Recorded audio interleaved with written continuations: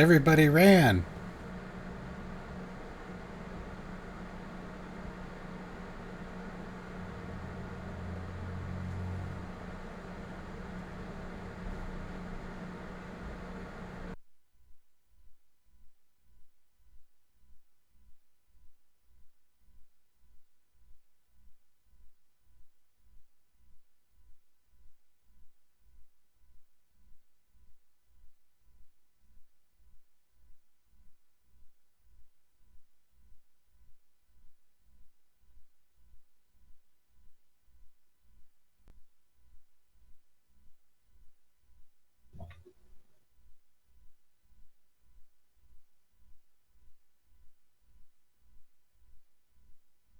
I is here.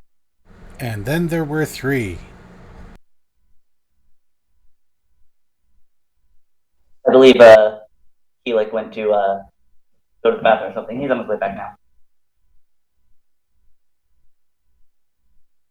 And Zen said he'd probably be about half an hour late, and Dotria said she's going to be a couple minutes late.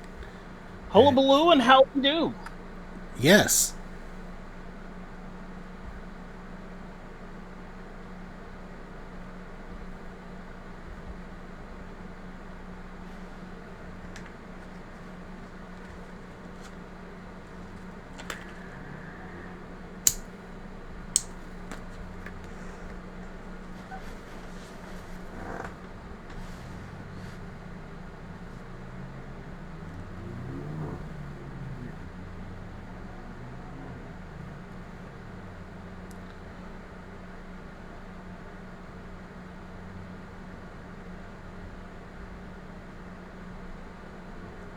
Considering that Joaquin is not going to be showing up today, should I wait until Zen is good to go?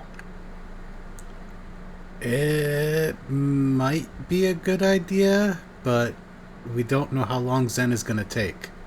That's always the problem.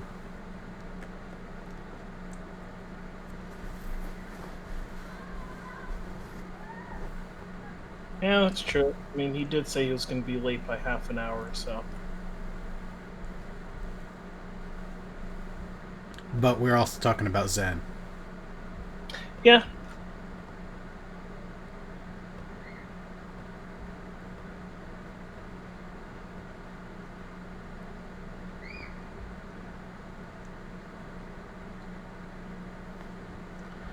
Where is Griff, though? That is a good question.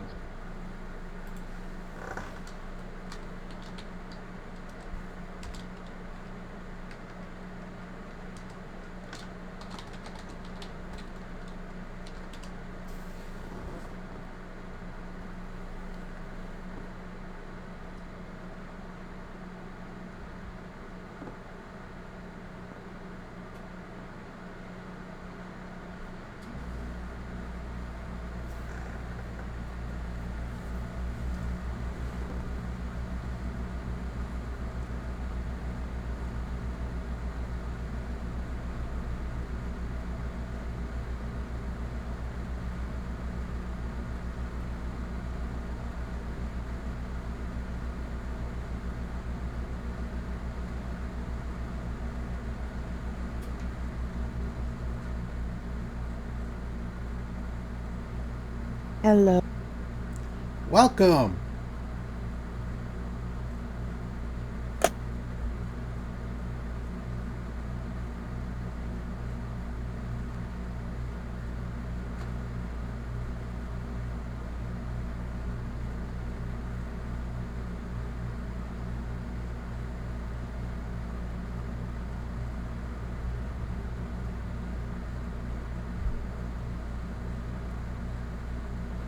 Oh, it looks like he's on.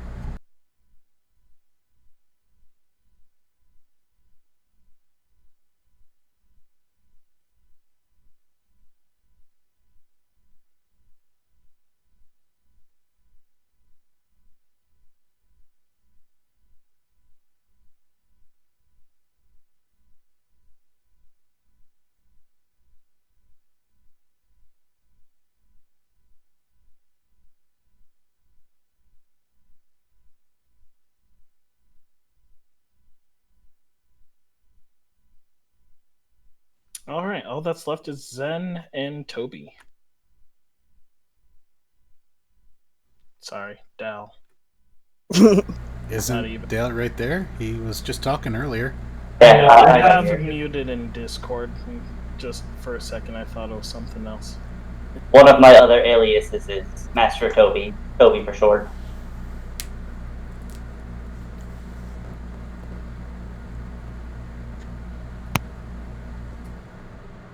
So it's just Zen I'm missing. All right.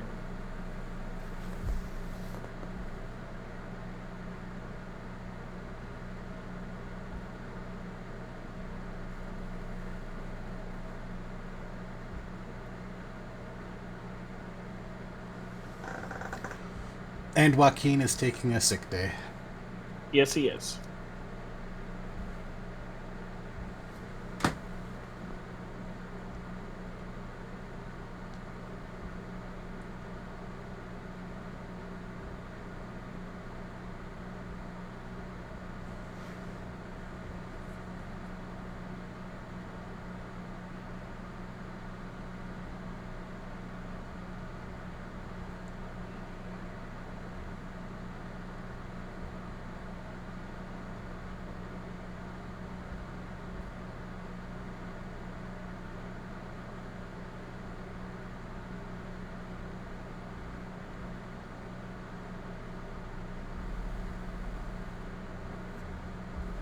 And now we have a Kento.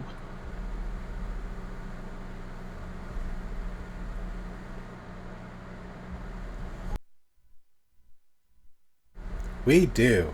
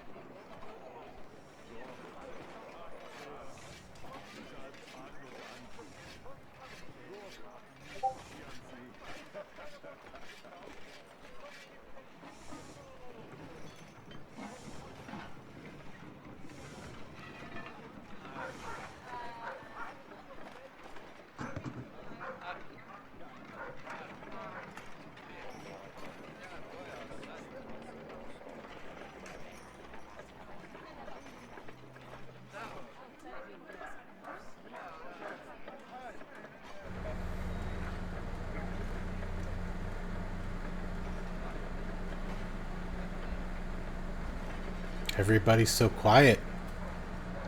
I'm just handling some extra things before we start. Is everybody here that's gonna be playing? No, Zen isn't here. We don't really care about that now, do we? Halfling lives matter. See, we care about his character, kind of. We don't care about Zen. Wait, we care about his character? Kind of. I edited kind of. I care because some of the other party cares. That's the only reason he lived, is because he actively asked me not to kill him. Huh. Yeah, if you would have told me not to kill him, he would have totally died. The fact that you asked me not to kill him is why he lived. Totally my fault. Huh. She's just filing that away for later. Okay. Good to know.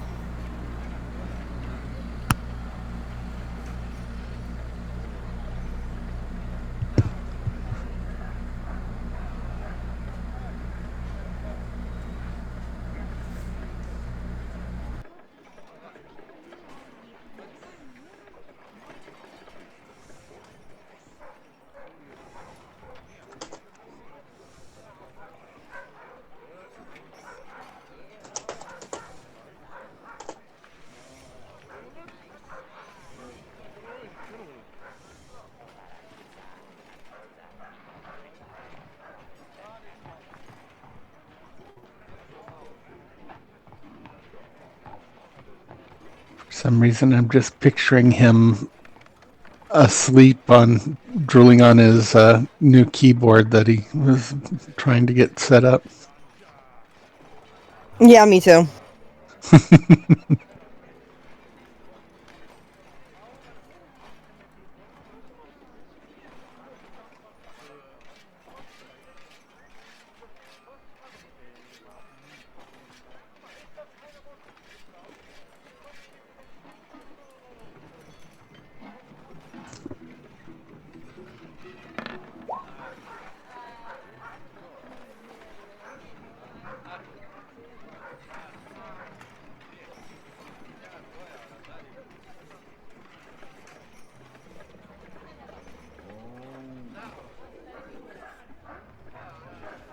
The song that I now consider the barbarian's anthem.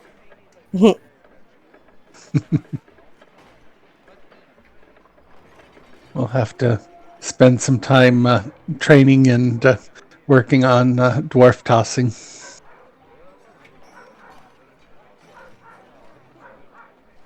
Now, that sounds like something sexual, and I've seen that. Well, no.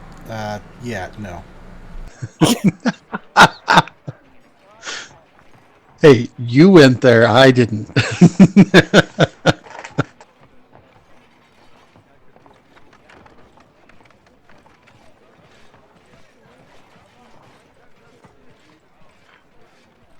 And yeah, going that route, that is something entirely different.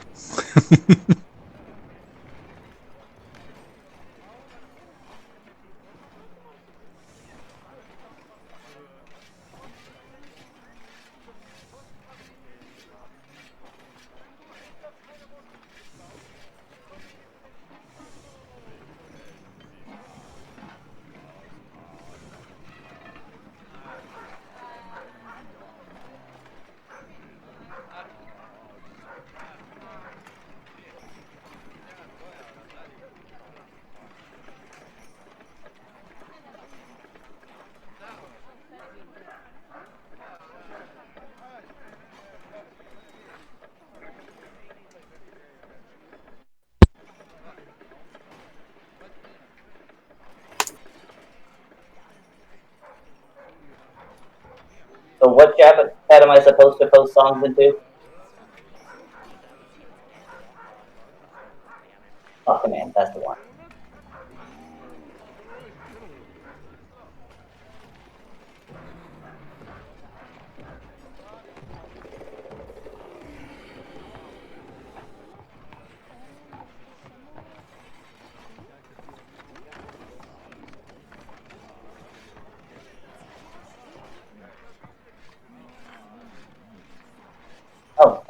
For some reason, there's an estimated time until play for 53 minutes. I'm guessing. Oh yeah, someone posted the Fantasy City or something in there. Yeah, I'm not sure how to stop the current song playing. We have to put in a exclamation point skip. Yeah. Oh, well, you should have the ability to do that. I put everyone in the... Yeah, there we go. But I need a few more people to do it though. Just do 4 skip.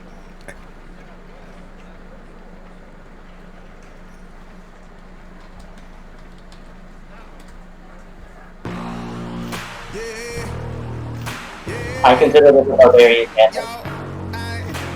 Cigarette butts crushed on the floor. Coffee grinder running down the wall. Thought you could have go and make me believe. All it did was give me the ammunition I need. Sitting in the back row, waiting my turn.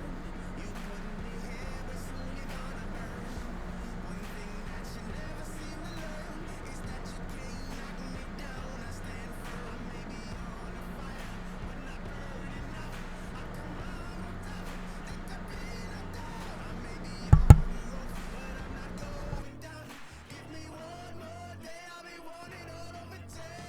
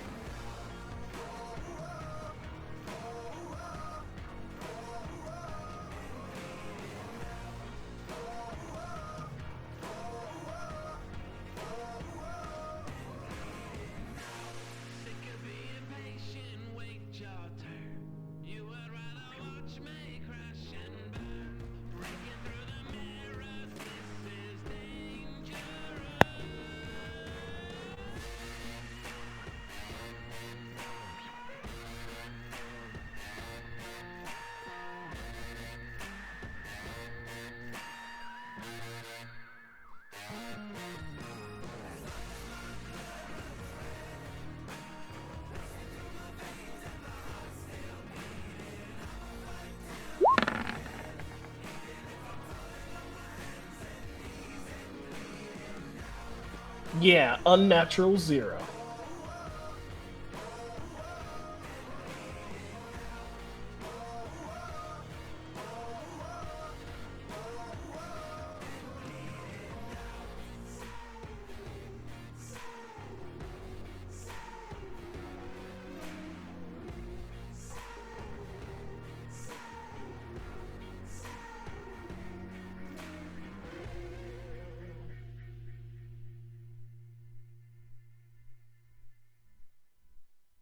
Maybe we hear that song because I played it in the bot command. Oh, to be fair, Yeah, that would definitely make sense to hear it.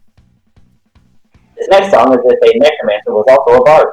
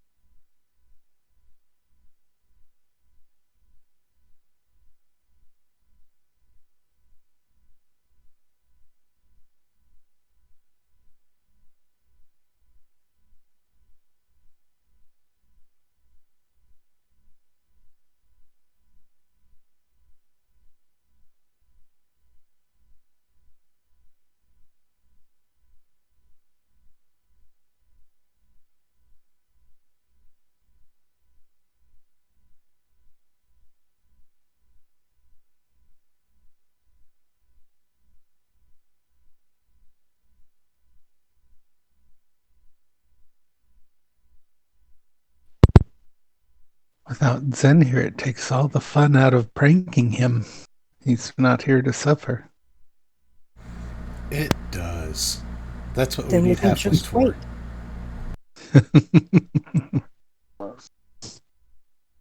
Yeah, nobody really cares about halflings. They're about as bad as rats. And population-wise, they breed like crazy. And once you have halflings in your town, you never get rid of them.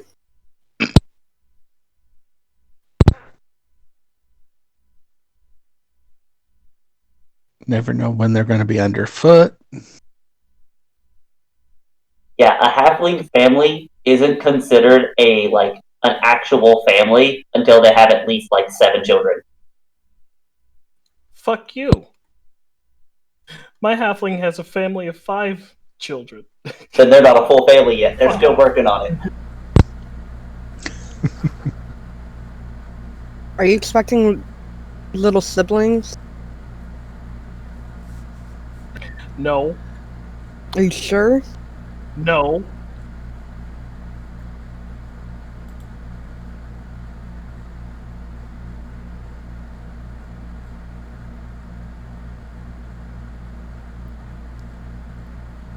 Maybe there's some he doesn't know about.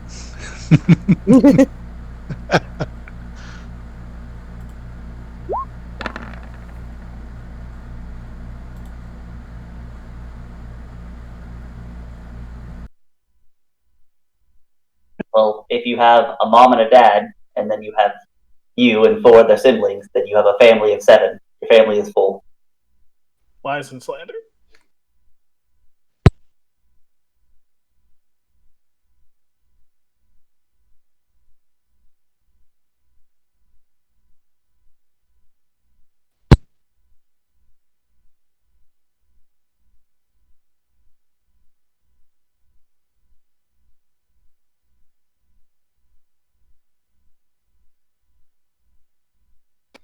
Also, I'm wondering where you read that. It's more of just a joke most people make, or at least the ones I've seen when I've gone through and read shit about D&D. Halfling families are huge.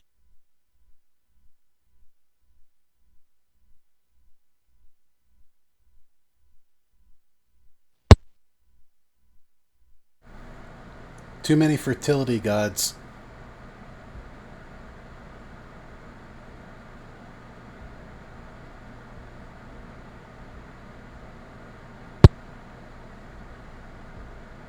About 10. I Went from literally being D&D almost halfling family sizes. About 10. Literally the first thing that comes up.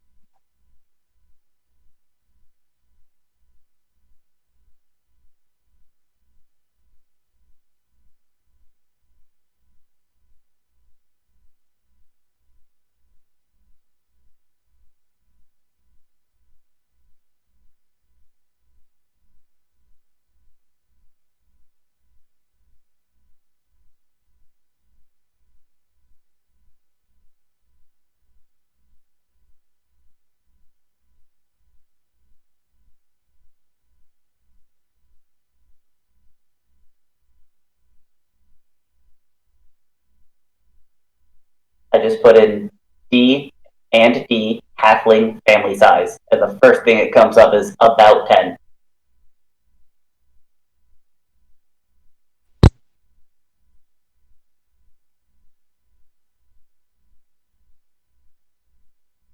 right up there with the average Okie family. And I speak from experience.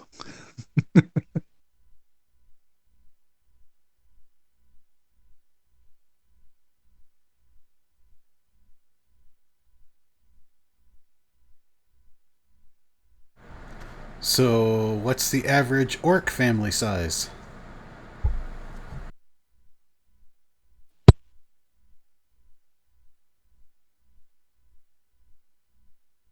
It doesn't have an immediate modifier like the halflings do. I put in D&D orc families, and it doesn't give me an immediate number. Roughly the same size as a human and other similar humanoids, though. So it did give me a thing that I read right off the bat says orcs were roughly the same size as humans. So I want you guys to know, I know families that have, I think they have 11 kids now. So that's not saying much. Yeah. That's what I was saying. If my dad came from a family of 12, and a lot of his siblings had multiple kids. I think the one sister had 14. Oh, fuck. No. Yeah. She had like 6, took a 5-year break, and then there were like, uh 8 more? huh. No. I never saw that aunt once that I can remember until the last 2 years that she wasn't pregnant. Nope. That is too many kids. Yeah. After you hit about like 6 kids, they tend to realize in families that big, it comes down to the eldest are actually raising the children and not the parents. And depends Oh yeah, on the family. definitely. Yeah. In her case, definitely the oldest daughter was the mom in the family she was taking care of. The family that I was talking about, no. The mom definitely took care of all the kids. And I'm the youngest of 8, so yeah, I had a bunch of babysitters. 11-year Mine gap. decided to stop at 2, and then had me as an oops 9 years later. Whoops. Honey, you forgot the condom! Did I, though? Did I? Don't worry, you're not the only accident here. Yeah, I was an accident. Oh hey, we got 3 accidents here. Woo! I might have been an accident. Hooray! I'm the only one that was intentional.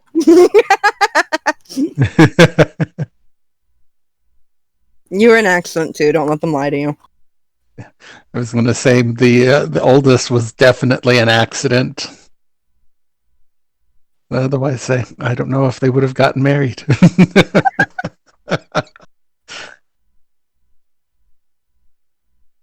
It's like, Mom, you realize we can do the math, don't you? We know when you got married and when Larry was born, and it just doesn't add up. Amazing.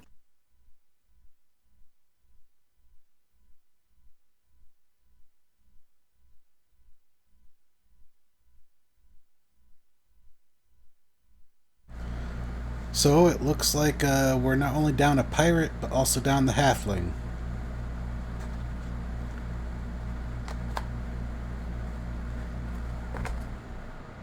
What have those two been up to? Drugs.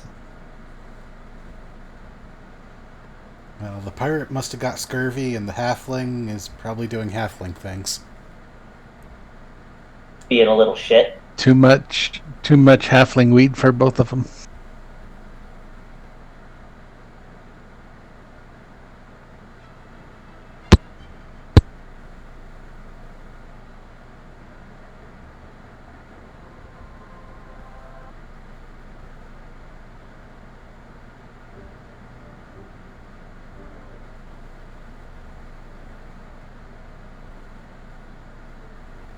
Oh hey, those playing music through Roll20. I was wondering where that sound was coming from. I didn't see anyone lighting Oh, up. Yep, that was from me.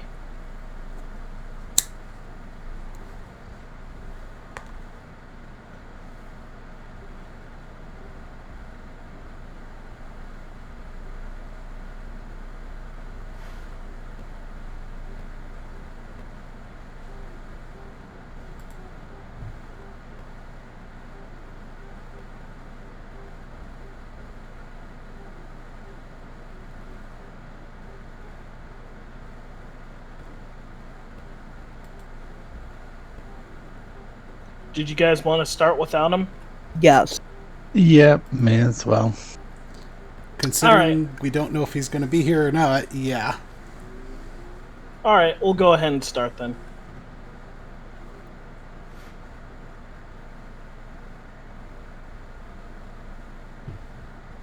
Alrighty. So, last we left off, as the party gathered together for the very first time, they were given a task to head out into one of the mysterious dungeons from the major domo of the Kindred Coin, a chronomancer by the name of Roderick Dragonsbane. With a request to obtain a block of said mysterious substance, he ended up rewarding the party with 100 gold to each of the party members, as well as the opportunity for the party to become officially registered within the city of Orincraft.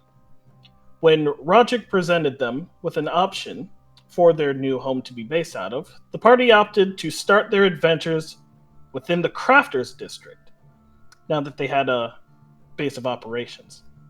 After the party returned to Toby's Tower, they got themselves officially registered within the city of Orincraft and has chosen the name The Broken Shell to refer to themselves as. In order to get the proper paperwork processed, they were instructed to return in 3 days' time, giving the members of the Broken Shell some downtime to meet some of their own individual, shorter-term goals. Now that 3 days have passed, we are going to reconvene with the party at Toby's Tower. Also, after we register ourselves as a group, Alexander would ask if he could have 500 gold to go buy himself 2 handguns.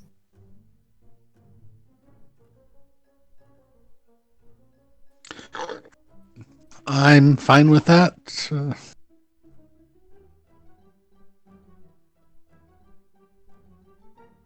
Don't know about the rest of you. I'm not entirely opposed to it.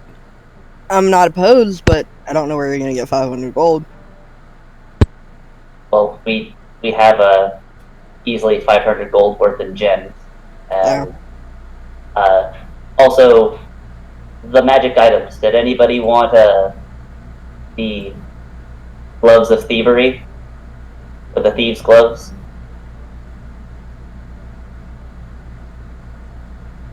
It gives you a +5 to... Oh my god, he's here!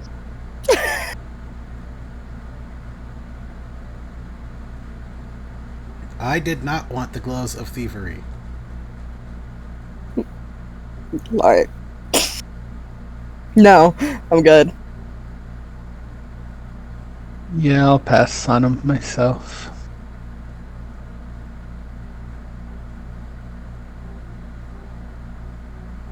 I honestly don't think we have a thief in this party.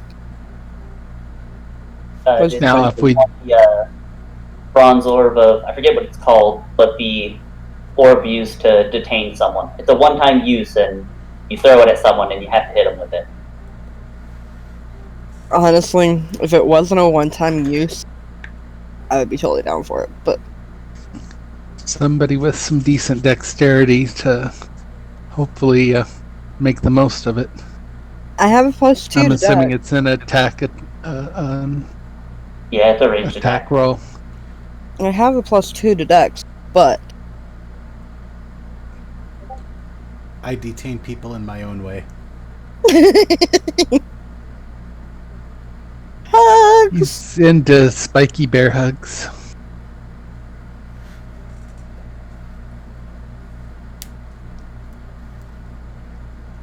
I mean, I think it would be a good item to keep on someone.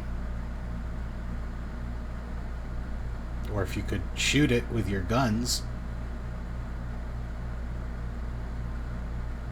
I would have to make it in...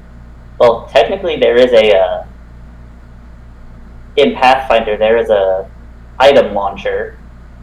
I could probably get one of those.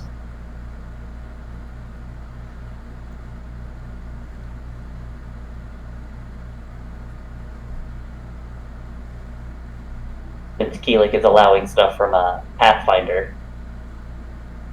My bad. Was late 10 minutes or so.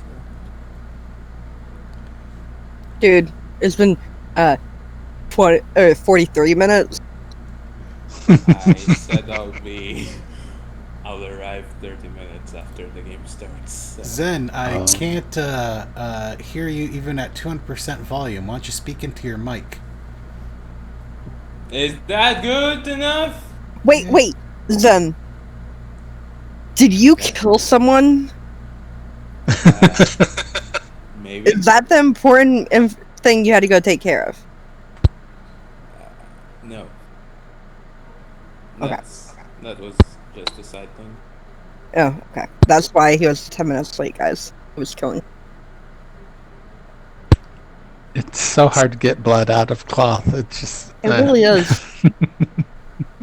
I never really found it all that hard. You have to wash it while it's still wet. Well, yeah. Well, you're not going to wash anything while it's dry. I was getting extra. Clothing, not too bad. It's more like drapery, carpet, those sort of Man. things. I feel like those would be harder. I always put a plastic sheet down. Yeah. Are we recording this and posting it on the internet? We are. We're back to streaming it. Yeah. That's why I think we should have private streams.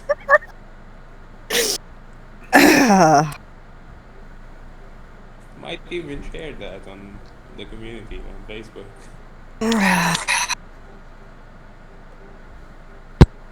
Cement our cracks. We say facetiously. Yeah. There we go. Zen, have you not been able to locate your mic? Is it here? That is the mic, Oh. yes. Okay, I'm going to stay in this uncomfortable thing. Doesn't it suck?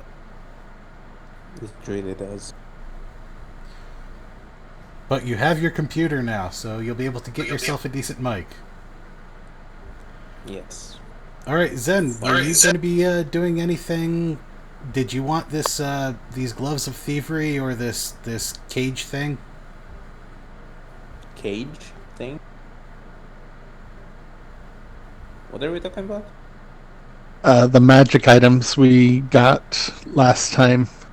Yeah, There what were did we get? a pair of gloves of thievery and something that's kind of like a one-shot Bands of Bolaro. Or It's like manners from Critical Role. yeah. Does anyone else have +3 dexterity? No.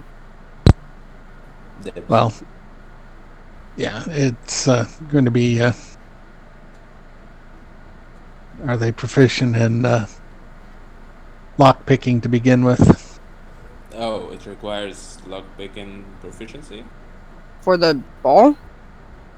For the gloves of thievery. Yeah, does it require that? Sleight of hand. Proficiency? Proficiency? That's up to the DM. DM? Man, it's really confusing when Cedric has the Dungeon Master name in other games.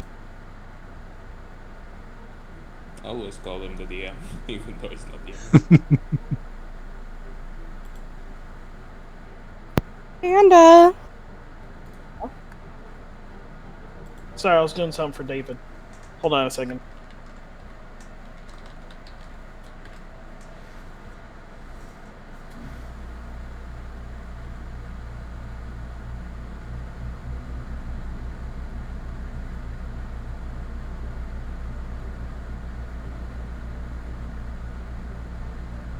There.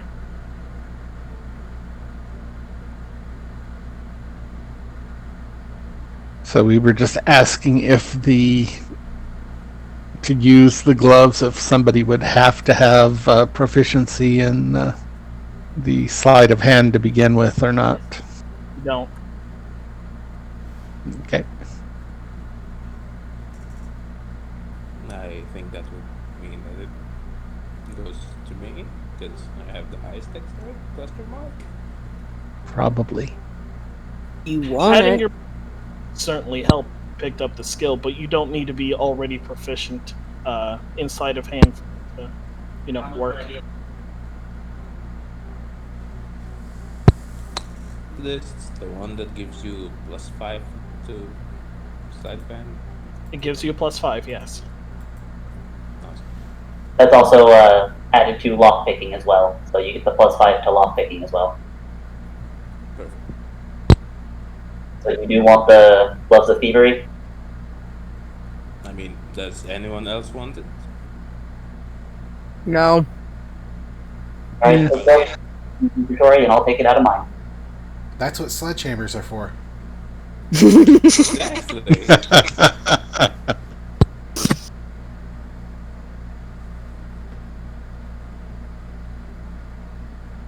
Oh, Alex, we also found a vial of black ink that had a School of Conjuration magic on it. Could you identify that too?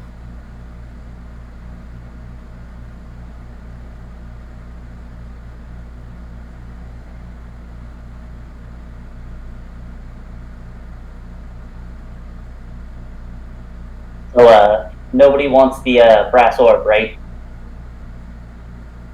Brass orb. I will keep the brass orb on me just in case. Okay, so you have the brass orb. Sounds good. So Did anyone want the cheating chess piece?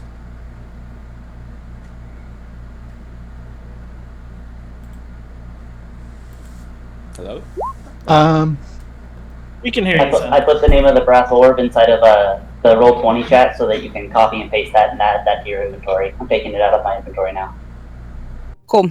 And can you identify this vial of black ink? Yeah, I'll do that over the 3 days. What is the vial of black ink? Did I say that was magic? Yes, School of Conjuration. Ah, yes. Alright, give me a second. Does anyone want the chess piece? Yeah, I'll keep it because I was gonna see if I can change it over to a weapon or something like that.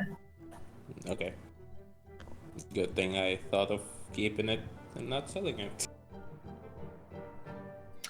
For the identification of the I'm sorry, hold on a second. I have to find my notes. Yes! I'm not the only one it happens to! Basically. And then after I've done all that, I'm going to assist Tempest is who Stotri is right now, correct? Yep. I'm actually going to, if you allow me, I'm going to watch you do your leather working, because I would actually like to learn how to work leather as well. A bunch of like pee and just hanging out to dry.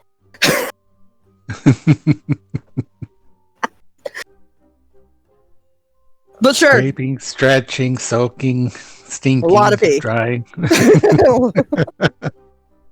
And brains. Comes in handy. No, seriously. Sometimes. My brother used to teach a brain tanning class in back when we were on the reservation.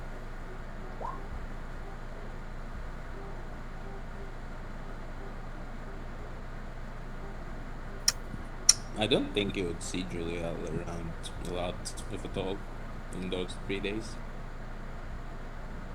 Hey, Dodria, add that to your inventory. That's technically what you have as your leather working. Enough hide for armor. The demon hide for enough. Well, I forgot to add the demon hide part of it, but enough hide for armor. Oh.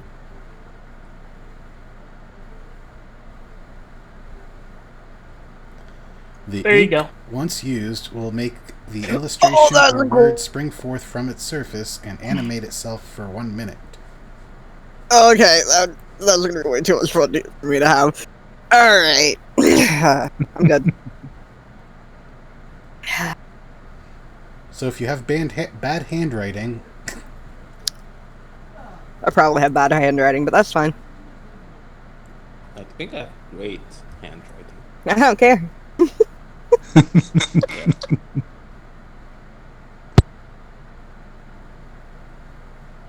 Yeah. So do we want to keep that or do we want to sell that?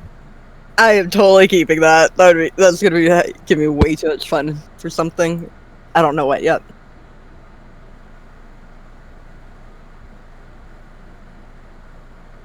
But it's gonna be fun. So I take it you guys are finished with your downtime activities. Do I have a demon hide that is tanned? I'm going to say yes. It's kind of like freshly done. It's still kind of in the process of like sitting. But yes, you do have enough of it to get yourself some level of armor. In the 3 days of downtime, would we have been able to find anyone that could attach spikes to my armor? And if so, I want to ask the party if I could attach some of those demon spikes to my armor. Or to my Easy weapon. enough. There is, if you go over to the crafters district, there are plenty of blacksmiths that are willing to help you out with that, especially dwarven ones. But I don't know if you would personally go to a dwarven blacksmith Nope. because they kind of specialize in that kind of armor. But there are other people that can do it for you. I would definitely try to find someone else. Okay, so I'm going to say that one of the very few smithy shops that you managed to find is named Spellhammer. Easy enough. You do walk inside and you're going to be greeted by, yes, a couple of more dwarves, but they kind of seem to be like working off in the back, but kind of running the shop and at the helm is a red-headed human. But he's more than willing to help you out on it, and the cost of attaching those reworking your armor and attaching the spikes to it's probably going to run you about, I'm going to say 20 gold. Well, if you have leather working, you could attach the spikes yourself. I do not, and I would probably want to get it done by a pro anyway, so instead I would ask them about what kind of effect it would have in terms of usability in battle over my regular spikes.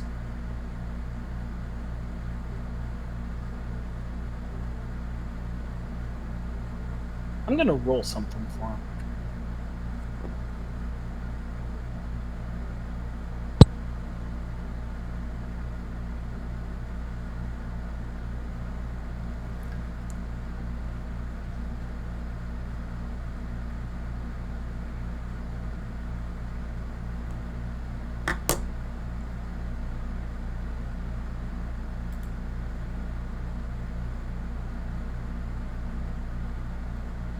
And do we have a party inventory sheet?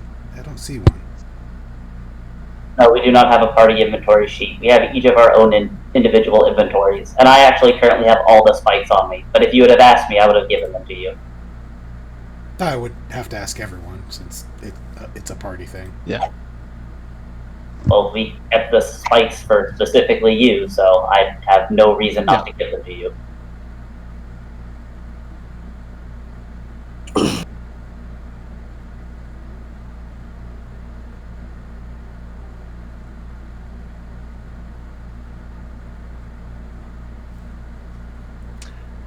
The shopkeep informs you that it might be able to conduct a little more electricity, kind of preventing harm from your way.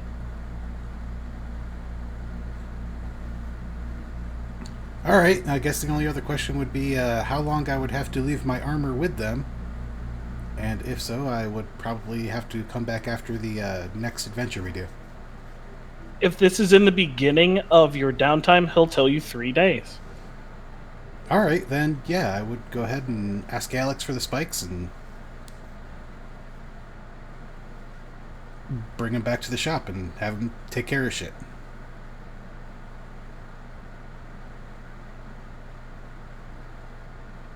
Go ahead and mark off 20 gold on your sheet. Alrighty.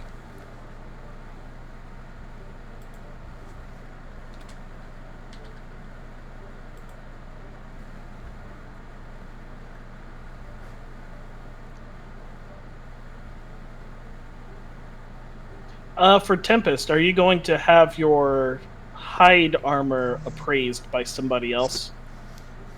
Well, I didn't make it into the armor yet. I would just have. Okay. Okay, so you just have the leather. pieces. Got it.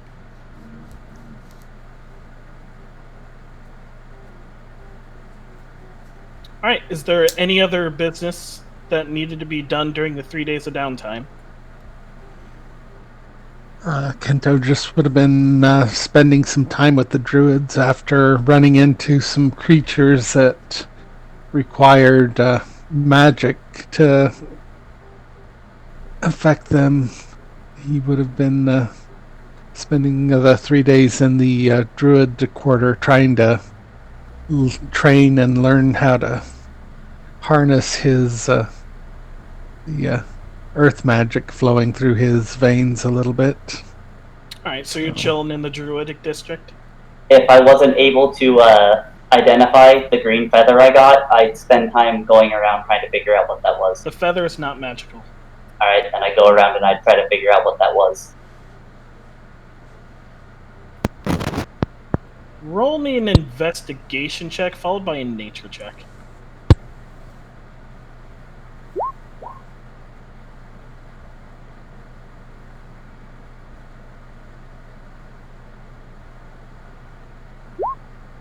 Well, I rolled better on the nature than I did my investigation.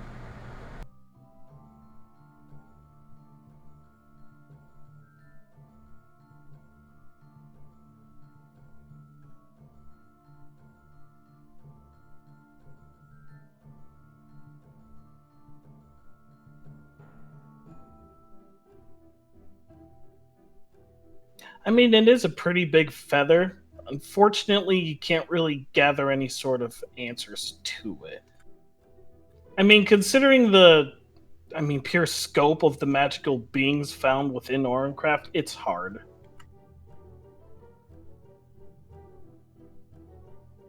But you can at least gather it's from a medium-sized creature.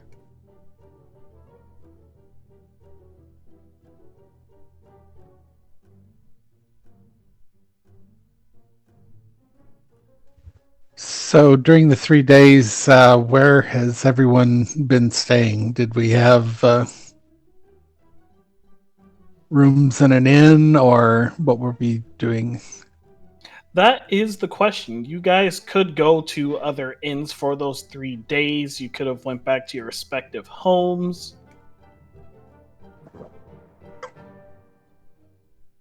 Julia will be at his home. Well, if anybody didn't have a place to stay, I would offer that they could stay with me wherever I'm going to board, because I have multiple places I can sleep, and I can bring people there to sleep with me.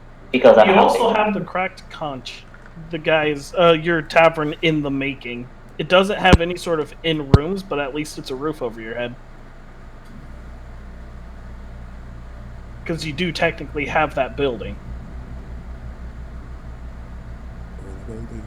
Well, I will be rolling out my bedroll there. Yeah, Kento would be fine with that. Doesn't have a lot with him. I'm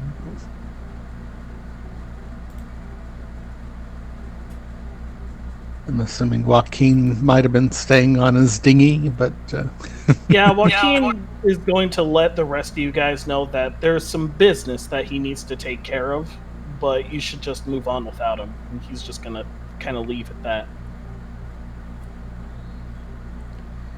And Juliel, what did I didn't catch what Zen said I said he will be sleeping at his home. at his home.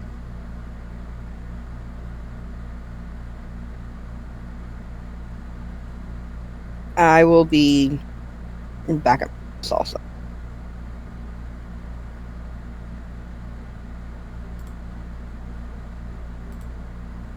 All right, so 3 days has passed, and you all are going to find yourselves back in the general district.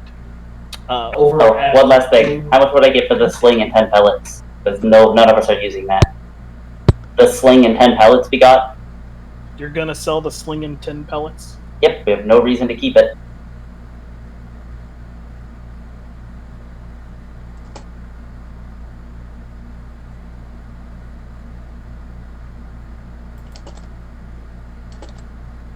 The highest buyer will purchase it from you for 6 copper. Will do. 6 copper. Everybody take a copper, because I'd give a copper to everybody for it. You can keep it. Alright, I'll take 2 copper. Anybody else not accepting their copper? Nope, I'm keeping my copper. A copper's a copper. Yeah. Yep.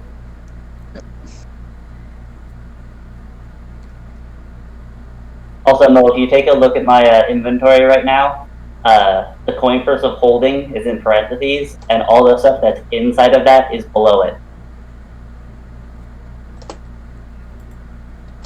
Oh, I forgot to add that small bag of holding we got.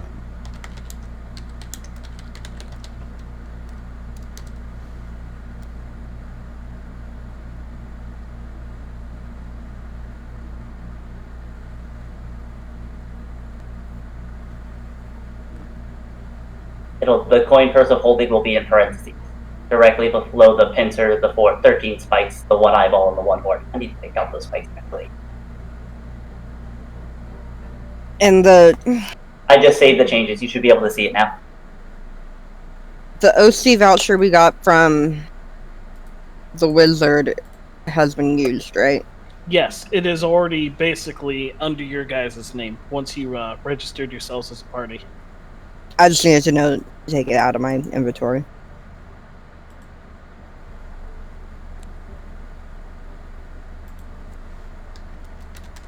You'll see Julia both a bit under his clothes.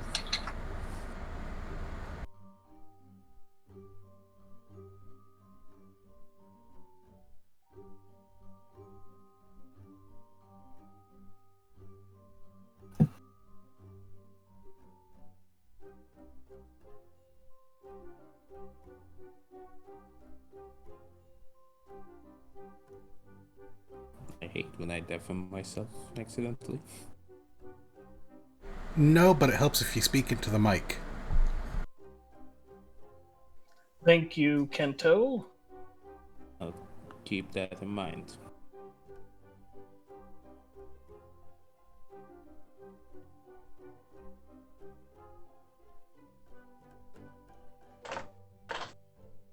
Oh, and I keep the coin purse of holding in my clothes under my clothes that shit, I keep forgetting what they're called. The weaver shirt that changes between multiple different outfits. Yeah, the shift weave.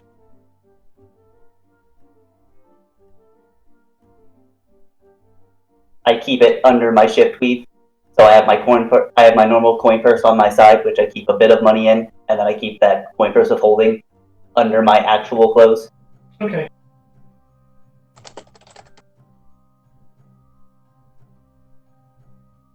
And I will be leaving my brewer supplies at the conch.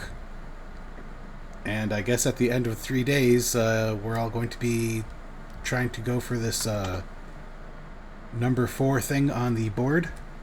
Mm-hmm. There are some things I would like to mention before that. Mention away. Getting really stressed.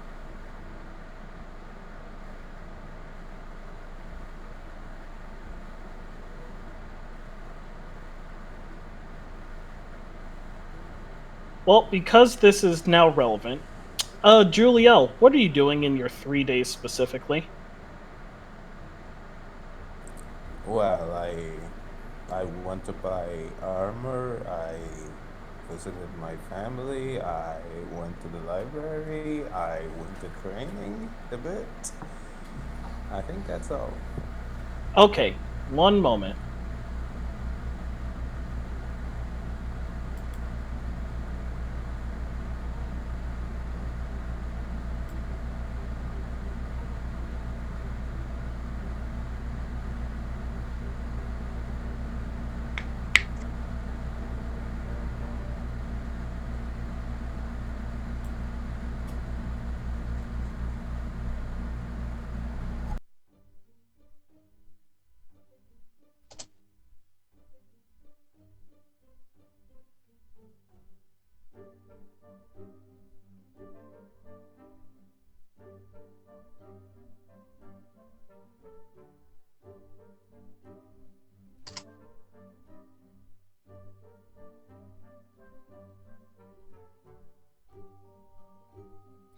Yes, it is in the outer crafting district.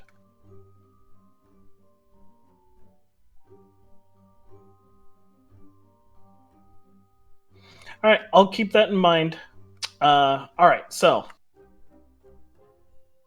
when you guys head back over to Toby's tower, you guys are going to head on inside, and you guys are greeted by a female rat folk, an albino rat folk, by the name of Rayleigh Radicate. She's been the one that has been processing your paperwork, and once it comes through, she's gonna basically inform you guys that everything should be good to go. All that's left is whenever you guys want to make an update to your place, to simply return to the tower, fill out some paperwork, and they'll go ahead and proceed with construction. In the meantime, while you guys were out and about for your 3 days of downtime, some of you have received letters. If you guys want to share that, that is up to you.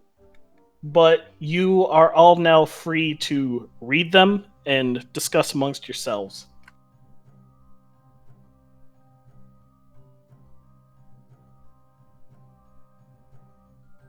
So You should see them. You should see them in your handout. The handout. The only ones that have not received a letter is Kento and Jaren. I'm okay with that since I can't read.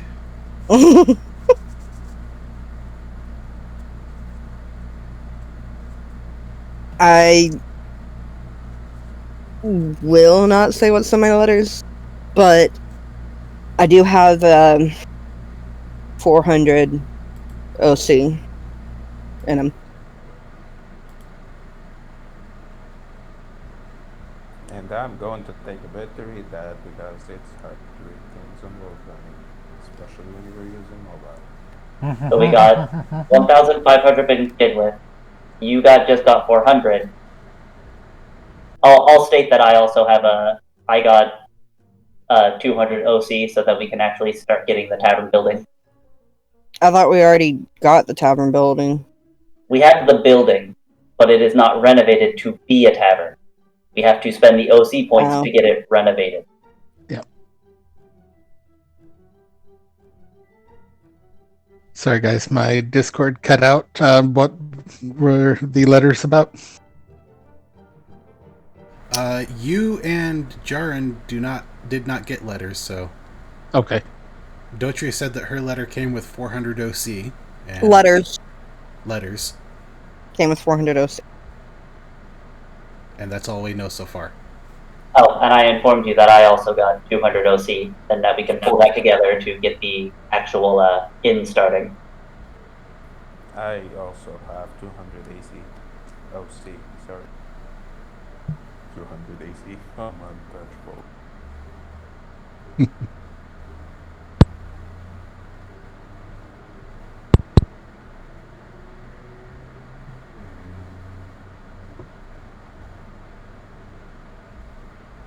So we can, what is it, 2,000?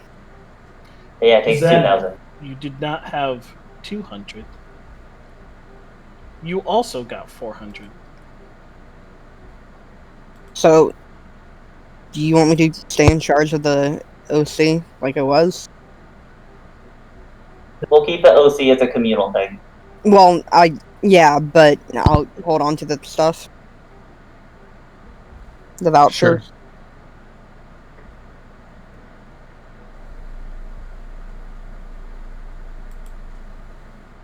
So we had 1,500. You two got 400. I got 200. That brings us to another 1,000. So we have 2,500. So we could get the inn, also hire a bartender, and hire 2 maids.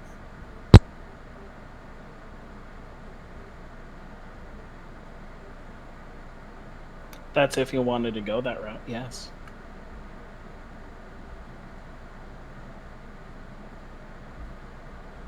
Actually, how much does a cook? Effectively, we need a cook.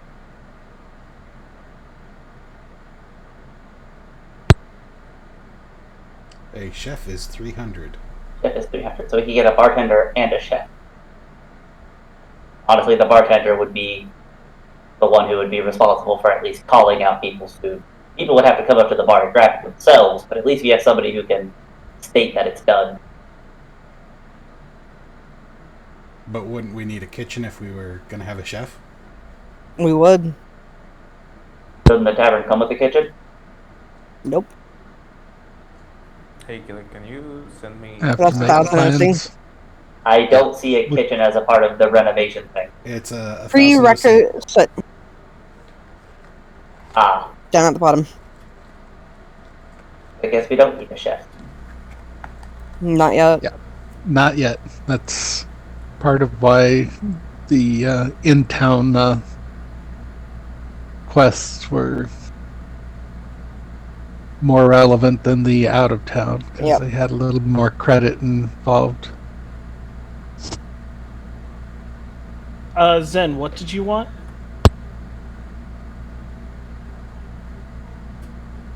The house letter is not opening, so can you send Oh. it on Discord?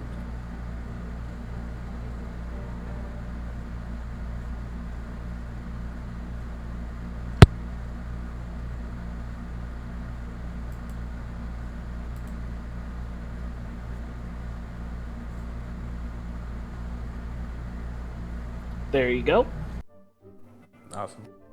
Okay, guys, I have 400 OC, not 200, sorry.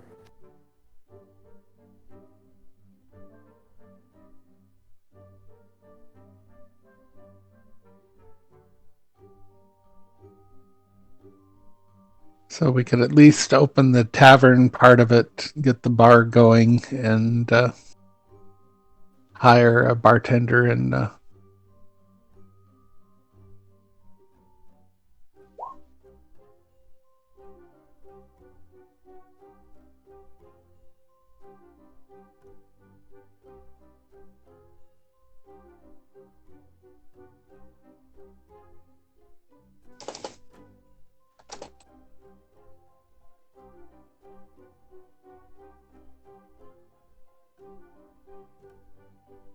So you guys are for sure gonna go for the tavern. It's just the 500 you guys are kind of deciding amongst yourselves.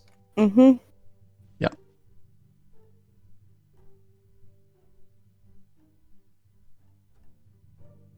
So we have 300 OC points left. We could get 1 to 3 maids. We could get 3 maids so that the hell shit, we're probably not going to open up in rooms for a bit, so we don't really need to worry about having 3 maids for the in rooms. yeah, I would say 1 or 2 at this point, and Just leave 100 OC to sit there till we have a reason to spend it. Yeah. Well, if we leave 200, that's 200 toward getting a kitchen or hiring a chef, and Yep. that's why I'm saying 1, because we don't need more than 1 right now, right? yeah, starting off, probably the bartender and 1 barmaid should be good Yeah. for that size, I'm fine with that. especially starting up.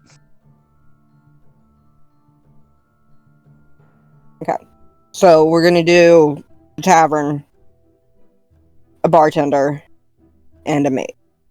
Maid slash And servant, the but maid yeah. slash servant. Whatever. I'm Okay. uncomfortable with the word servant. Okay. We'll just go with slave then. Slave, yeah. A slave. What the fuck? See, but at that point we'd have to say a wage slave, because at least they're being paid. Not Barmaid by us. slash bouncer. Oh shit, yeah, we need to get a... No, we don't need to do that. Not yet. Alright, so you have 200 OC left. We should get a guard. We could spend the last 200 for the guard.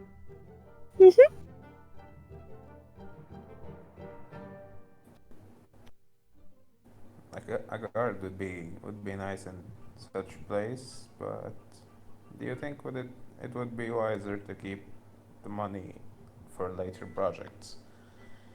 We're still gonna need a guard eventually.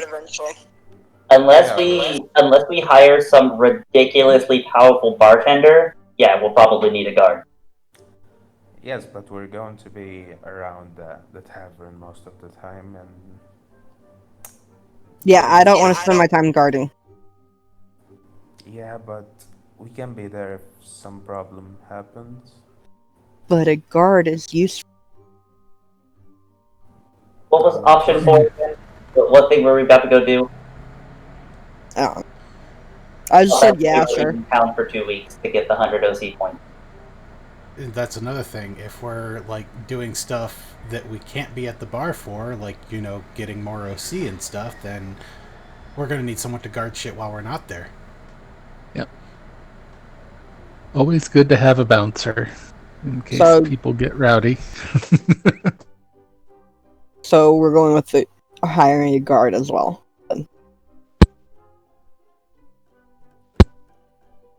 Quick votes. I am fine with getting a guard, 1 servant, 1 bartender, and getting the tavern. That sounds like a very good choice. Perfect. That's 1. I'm on board. 2. I need 1 more. And we're gonna be over. Woohoo! We're getting a guard too. I'm fine with the guard. I was just throwing a suggestion. Yeah. No.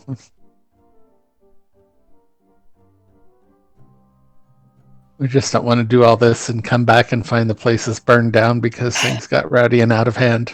Yeah. True. I mean, if we have Helga, though.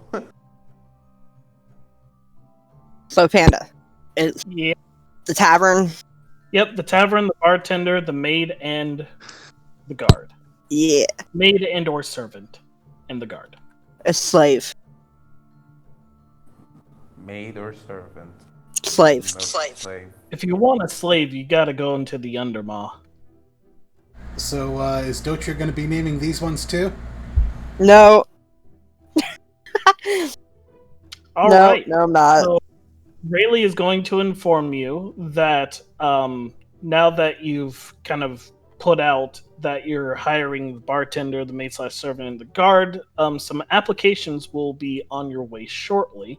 What day do you prefer to receive them on, or what day would you prefer to do interviews on? Well, we're going to be gone for 2 weeks, right? That's if you're doing that one. I thought we were doing one in town. Since you guys are still on the subject of what job to do next, Rayleigh is going to present you some options that she feels as though you are comfortable for. Kento, you kind of came to the same conclusion, and I kind of have to refer back to Discord in the event you guys didn't read it fully. I'll repost it for you guys.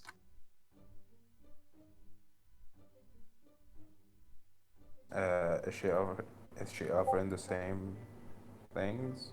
Yeah, she's offering the same things.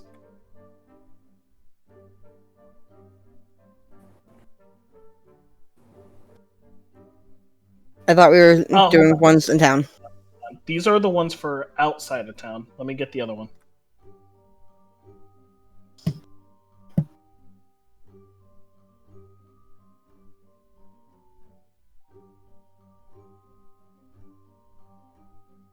There you go.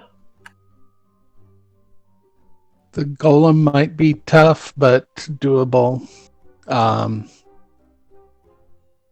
The harvesting plants. Are there time limits on these? Like until they disappear, till they're not takeable anymore? A lot of these are going to change in due time.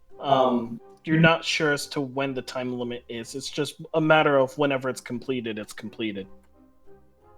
Yeah, because I wouldn't want to do the golem until I've waited the week so I can get my 2 pistols. That's going to be the make or break for that one. Guys, can we do the Orincraft one? Sounds in our range. No golems, no dragons. Very good reward. I think I want to do this one. That was Juliet, by the way.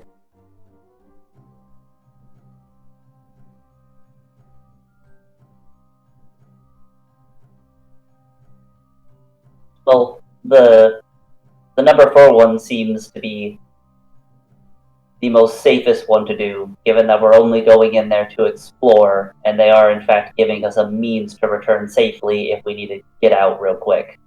Yeah. Yeah, that too.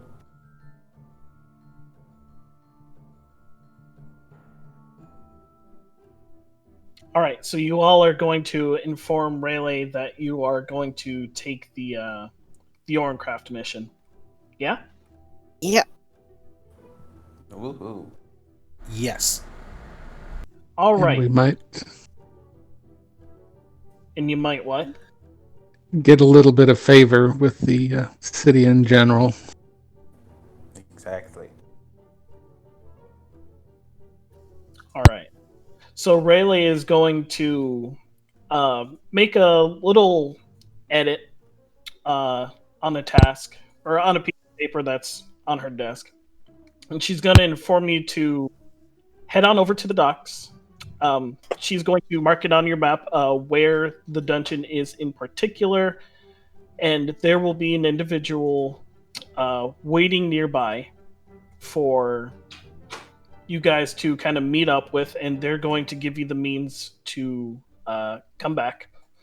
It is going to be in the form of like a magical item that's going to essentially teleport you guys back to the dungeon entrance in the docks. There is no sort of like escort mission. It's basically you guys are heading on out and reporting your findings. Who do we report our findings Scouting. to?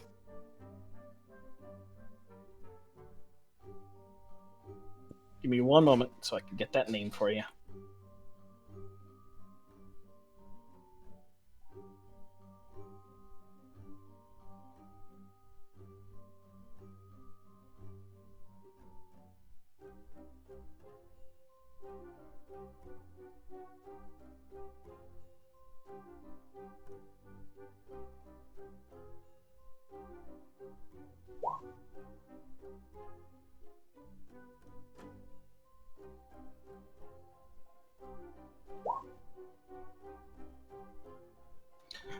You are going to be looking for a male human by the name of Baron Vatsk. He will be in council attire, so be on the lookout for an individual in like iron armors, white robes. He'll be brandishing a symbol, and he will. Or Rayleigh is also going to be essentially giving you a picture, so you guys know exactly who you're looking for. But he should be by the dungeon itself, kind of probably in some kind of security post, a small little shack. He should be there. Is he one of the council paladins? What was that question? I said, is he one of the council paladins? No, he is not. Alright.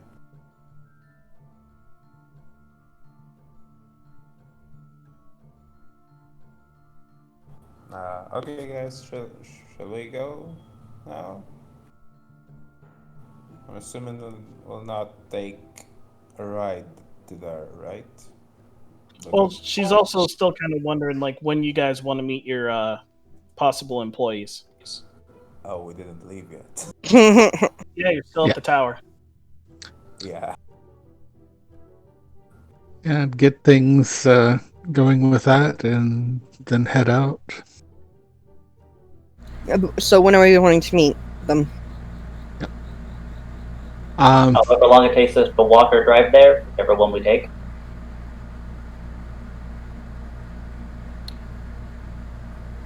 Maybe Well, when should we meet our employees? Options. maybe 2 days from now. So we would have some rest or something. We've already been resting for 3 days.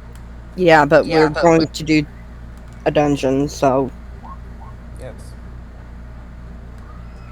Well, if we're waiting another days, I'd like to wait 4 more days so that I can get my handgun.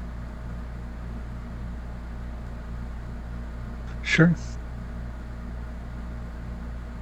Oh, Jaren would probably ask about how long the exploration of this dungeon on a different plane would take. We have any inkling of what to prepare for, or is it completely exploratory?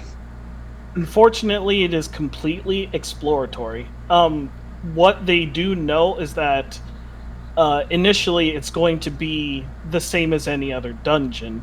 You are going to go inside of it, make an offering, and there is a little something extra once you get past the boss room, or, well, yeah, the boss room. And what they're hiring you to do is figure out what is past said room. And they have scouts reporting that it leads to another plane, so so it is completely exploratory. so do you have any information about what plane it's going to be? That's what I was asking. We don't. Oh, okay. No idea. So Well, we get to be guinea pigs. that's a little worrying. Jaren would suggest that we would meet the employees after we do a little bit of exploration then. Yeah.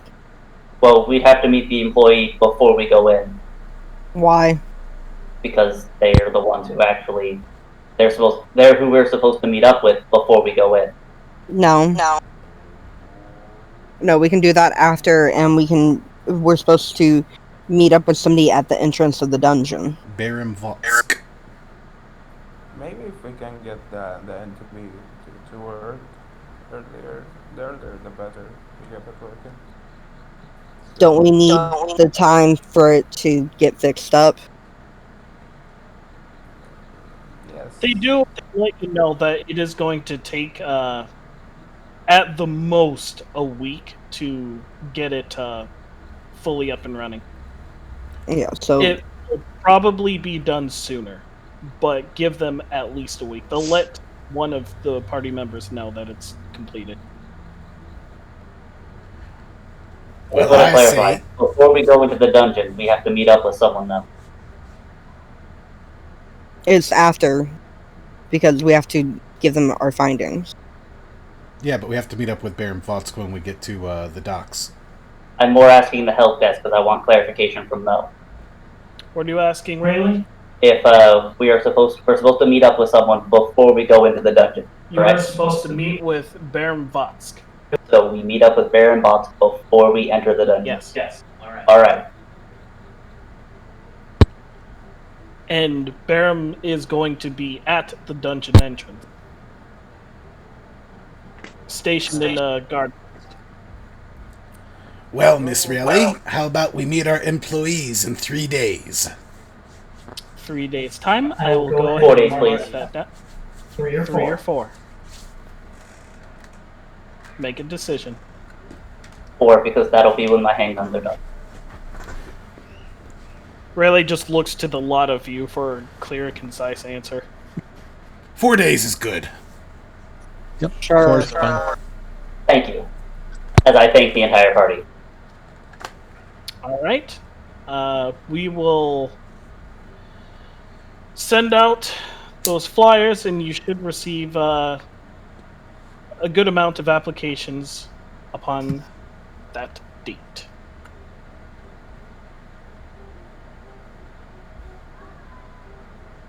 Well, if there's nothing more, she just kind of like waves her hands for you guys to like get out. Do you want to go somewhere? I mean, we're grouped up now, so might as well. Well, who's up for a good run? Run? What do you mean? To the docks. Let's do it. Yep. We're not going today, are we? Yes, we are. We're going now. Oh, weren't we going to wait for Alex's guns But or something? they just said that we will meet up with him, the guy we're supposed to talk to, in 4 days, because we're not supposed to go into the dungeon until we talk to him. I even clarified this with Mo, and none of you were listening. She No, didn't we were clarify listening. the time. She just said the person is going to be there. Yeah, We were I th- listening. I thought you were talking about meeting up with the employee Employee. yeah, that's what I thought too. in 3 days' time. I mean, he does not want his guns for the employees. All right, let me clarify something for you guys. The bartender, the maid/servant, and the guard are coming in 4 days because that's what you agreed to. Yes. When it comes Yeah. to the dungeon, a completely separate matter, you are to meet up with Baron Votsk Now. ASAP. as soon as you want to. If that's the case, So, on that matter, do we want to wait for our artificer to have some better weaponry before we go into the dungeon? Not Or do we- really. I understand the reasoning behind it, but that is another 4 days of downtime that we are wasting doing nothing.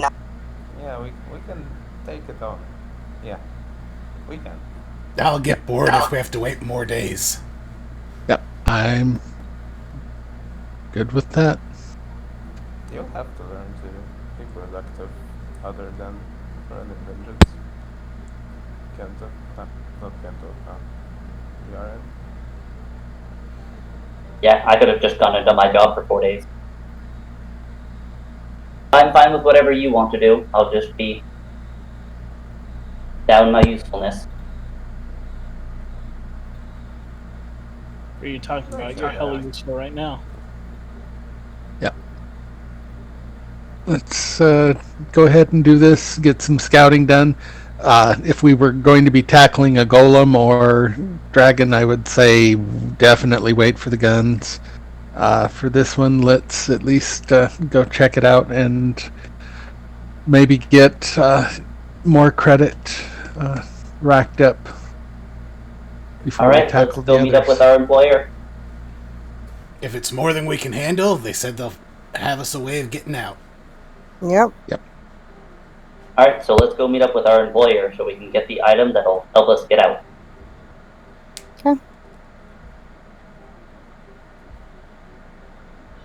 All right. So, assuming you guys are going to, are you going to like essentially walk over to the docks, or are you going to like hitch a ride because it is quite far? Definitely not running. Maybe walking. Yeah, taking a ride if Yaren is going with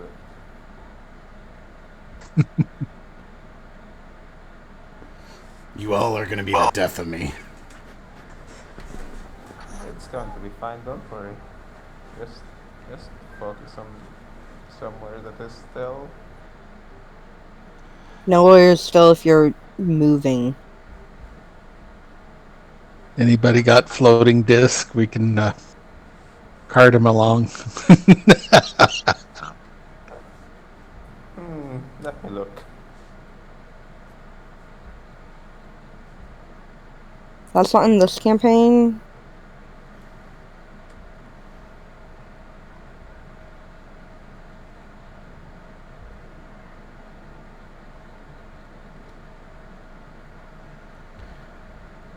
So, after one grueling ride later, you guys eventually get to your destination within the actual dock district.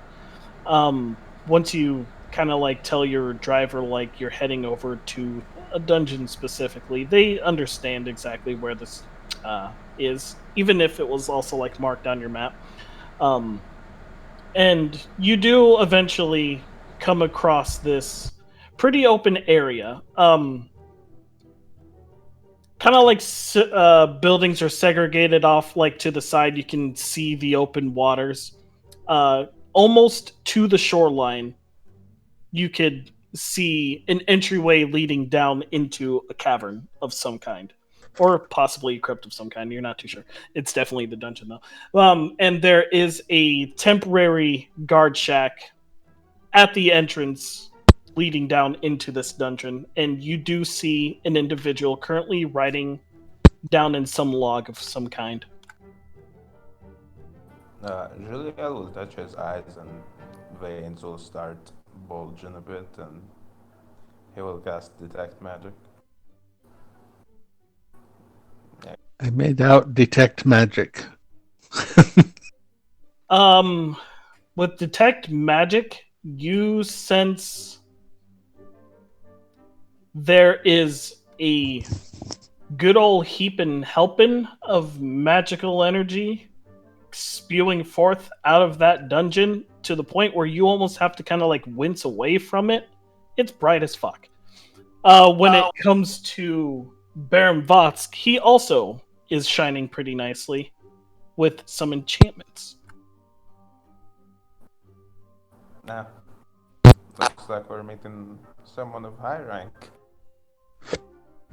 Really high. You can tell that his entire armor set is magical. Yeah, really Are high. you And now you're Votsk? down to spell slot. I'm sorry, say again. Go ahead, Alex. I was just saying, and now you're down to spell slot. Haha. Are you Votsk? The man kind of looks up and notices the lot of you approaching. Yes, I am Baron Votsk. How can I help you? We're here to look at your dungeon. And he just kind of like, oh, nice. Okay. Well, he just kind of like points it over to the side. Take your adventures doing He just kind of like waves his wrist in circles. Thing. Exploring dungeons. Dungeons are just dungeons right there. Be careful. They said you had an item for us that would help us get out in emergency. Oh, you took the job. Yeah, we took the job. Oh. I take it Rayleigh sent you. Yep. And you see him kind of like pull out a rock and he speaks into it. You're not sure what he's saying unless one of you guys has the observant feat. He kind of like waits for a response. You see him kind of like looking up and off into the distance, and he nods his head a little bit before putting the stone back in like a pocket or something. And he's going to reach like behind reach behind in the little hut that he's in, and he's going to pull out a what kind of looks like a square puzzle piece of some kind. Does it? It's more like a Rubik's cube. You know, it's just like it's square in design. It has etchings all over it, and he's just gonna like place it kind of like off to his side, and looking amongst you guys as the party. This right here, this is gonna open up a portal leading back to right here. One of you guys needs to hold on to it. I will take it, as I'm generally not the first one in combat. Julia was going to take it, but when he hears Alex, he'll stand up. Very well. And he's just going to hand you the cube. You can go ahead and temporarily add 1 cubic gate to your inventory. Kento asks him, have any other parties taken this job before us? We've had a few scouts go in, take a quick gander, and then come back. What's the interest in this? Any that didn't make it back? No, we've had all of them return. Why the interest in the planar dungeon? He just kind of like looks over at you, Juliel. Because we don't know exactly what's on the other side, so... And I finish up, and knowledge is power. He just kind of like points a finger at the automaton. That's right. I ask him, how do I activate this cube?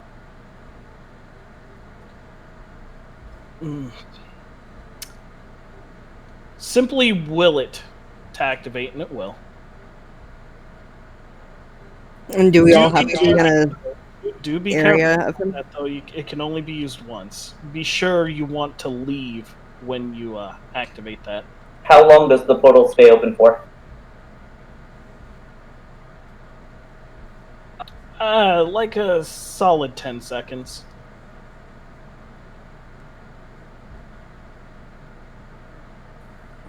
So don't be using it if you're not ready for us to use it. That's why I asked.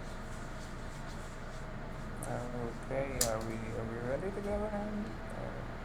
I think we got what we need. As ready as I'll ever be. Yep. Very well. Julia will take a copper coin and present it. What's the rules for the completion of this job? I'm sorry? What's the rules for the completion of this job?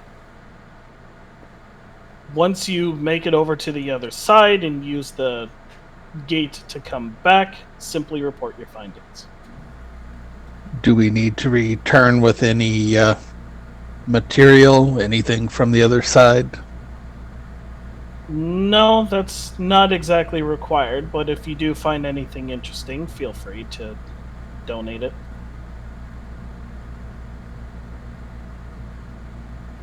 Anything you find in that dungeon is yours. Sounds good.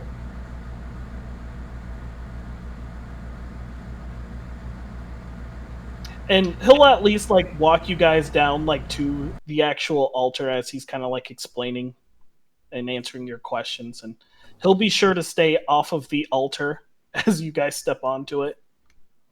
And you're using a coin? Yeah. I actually thought we were next to the altar. I will use a copper coin, yes.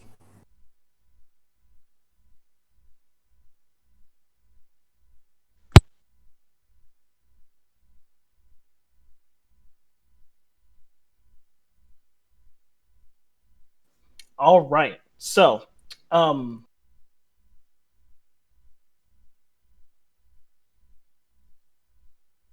once you guys offer up the copper piece, you get that familiar sensation of your vision kind of fading away from you as you're all temporarily surrounded in darkness. But this time it's a little different because all of you guys are going to receive a vision. You guys all see a snow-covered mountainside, and you can hear the sloshing of steps kind of coming from the side of you guys. You all can see each other.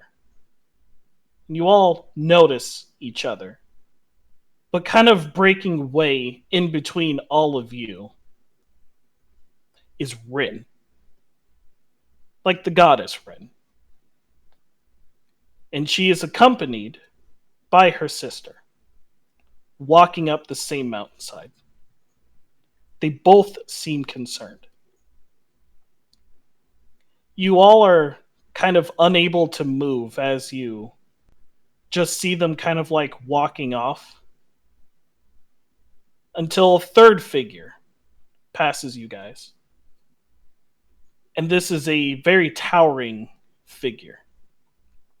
Both Rin and Nir kind of look back and they call out, but you can't hear anything past the gusting winds.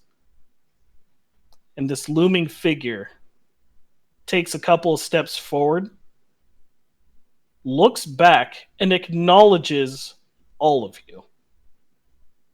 And this creature looks like an owl man, complete with a set of deer antlers, kind of from his head.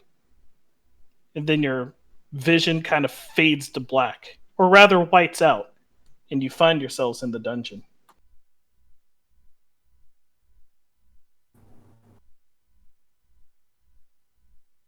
All right, I haven't had anything to drink today.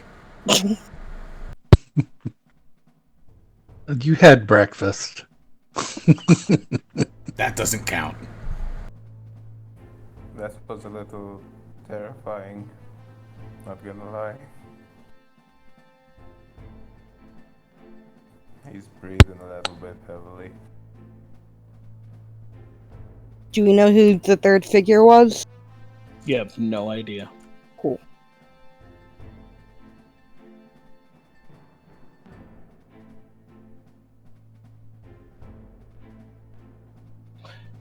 Now that you're in the dungeon, you do see a more familiar scene, although it is more spacious than the last time. Right in front of you, you guys can peer off into this hallway, and you immediately see a door right in front of you, and a circular room. I'm maintaining detect magic, by the way. The altar is magic. Yeah, just saying that for. The torch off of here is emanating light and magic. You can tell that it's a continual flame spell.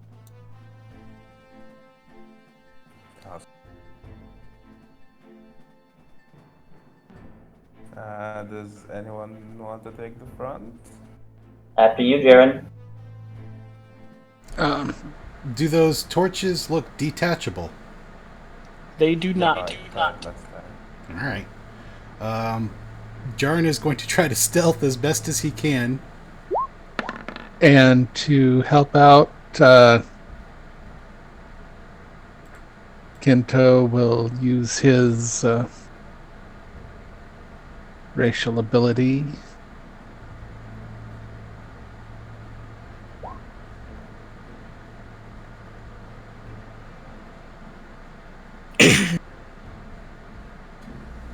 And give everyone a +10 to their stealth rolls.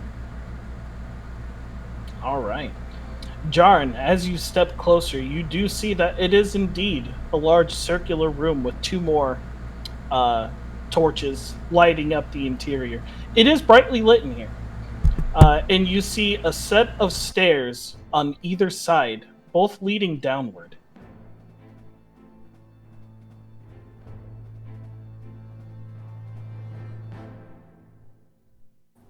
Juliel will summon his crossbow. Okay.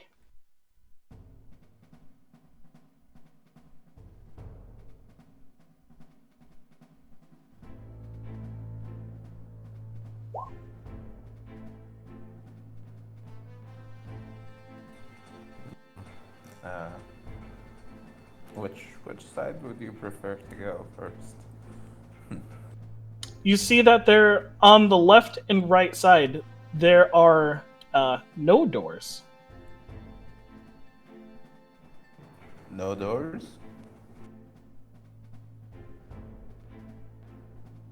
Any particular reason why you're moving around, Tempest? No, I can't get it back on the map. Uh-oh. My mouse is acting weird.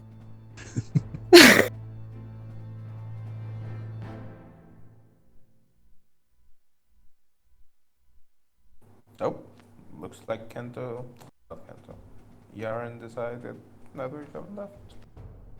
I'm assuming the door looks like all the other doors, no handles, no way to open it. For this one?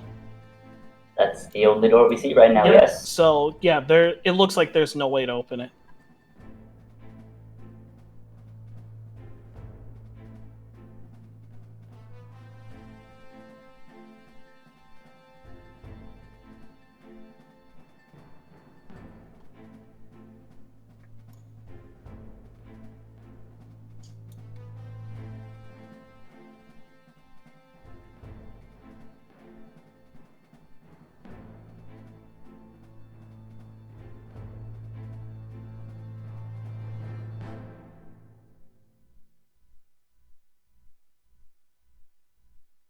Any door on this room ahead of us? No, there is not. Step into the corner and that a kind of peek pedestal in the around middle of the the room? edge.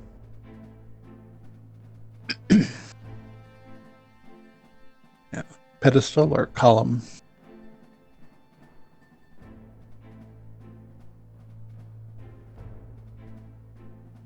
Is Uh, there something on the so pedestal?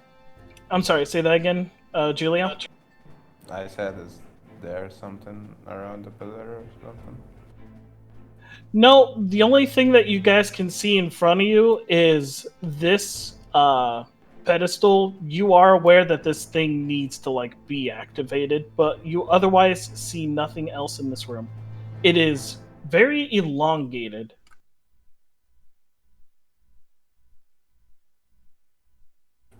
Okay.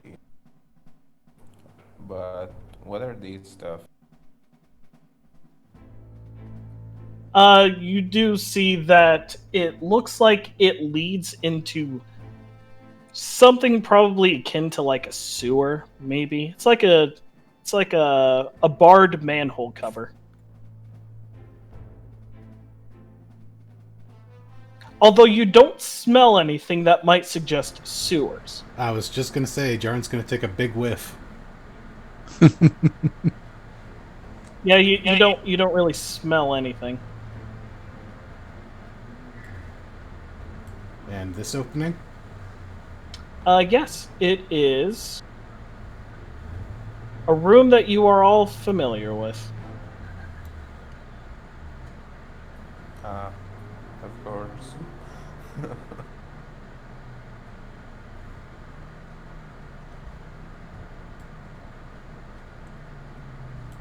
Do we want to do this, or just explore what we can? It opens stuff, so might as well while we're here.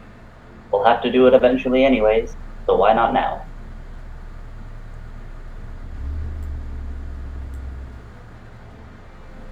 Any indication which one we might need to hit? Any markings? Any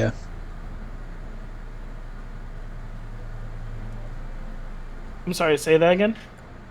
any indications which one might be the one we're looking to activate? Nope. It's all of them are kind of just simply like white at this point. You guys could you're essentially gonna have to hit one and hopefully it's the right one. Are we ready? Are they emanating any kind of magic? Not that you can tell with detect magic. Okay.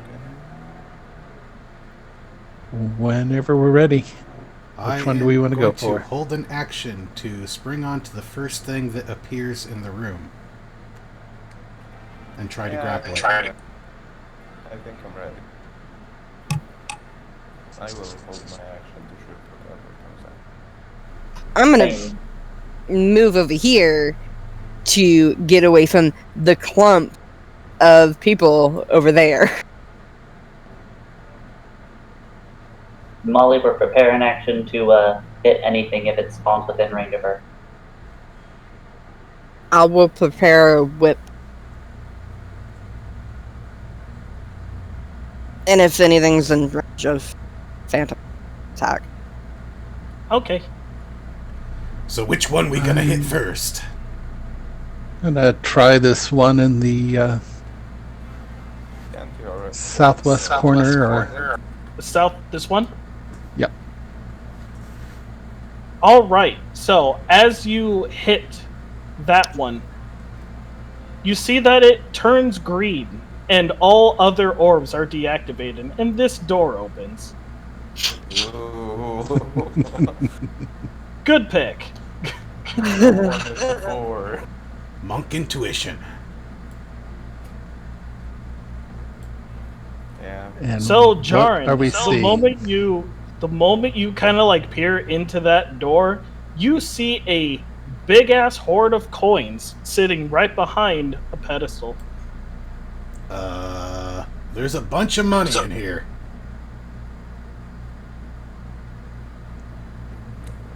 I look over at Juliel.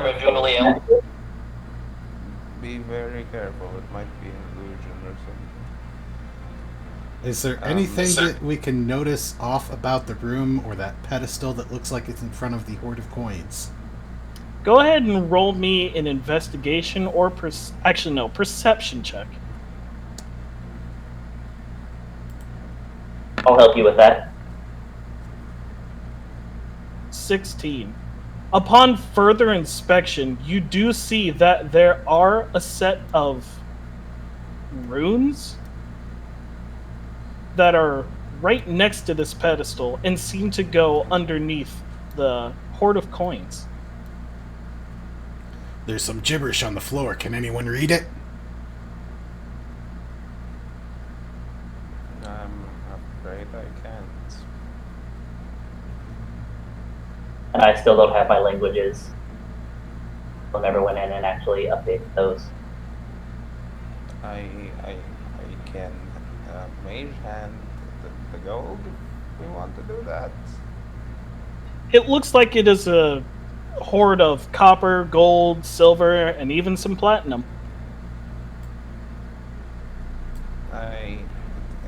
Juliel, the moment you move there, it is wreaking transmutation magic.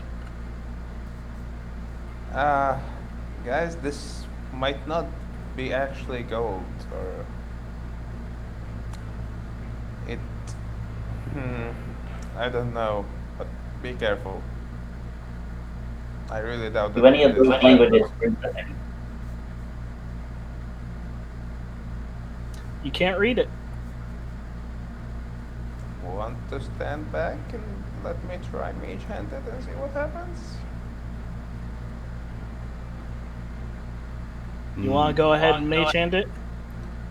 No, not with everyone in the room. Very well, that It'd be looks better like- if you were in, because if you mage hand it and the door closes behind you, you'd be the only one not in here, or we might not be able to enter the room afterwards. Sure. Kind of 50-50 on that one. It is. It's emitting transmutation magic though, So it just means we have a little bit of fun. no, transmutation changes matter. It might not be gold, silver, or any of that. It might actually be sand for all we know. Yep. Jarn takes out the copper that Alex gave him earlier, and he's going to toss it into the coin pile. Okay, you hear just across the surface of all the other coins. So it does sound like it's landing on other coins. Yes, it does. Seems like coins to me. I didn't say it's an illusion, but do we want to take the risk? Do we want to? I can mage hand some. What about the pedestal itself? It is just illuminating and it is white. Go for it. I mage hand some gold, silver, and copper. When I hear him start chanting, I'm going to hold an action to, again, grapple anything that appears. Okay. An action to shoot anything that appears. So, Juliel, as you send out your mage hand, it kind of lands on some of the coins, and it takes a handful. You can pick it up. I bring it to us. Okay. So, Juliel, by the time it gets to right here, you see that a good bundle of those coins from that same pile instantly rise out of it, and they are launched at you specifically. Oh fuck. So, give me one moment while I make an attack. I don't suppose there's any way I could use my prepared action to jump in front of the stream of coins. You know what? Fuck it. I'll allow it. but you are Make it going to rain. receive some of these attacks. Okay. Do I So need go to ahead and roll? move you right there. All right.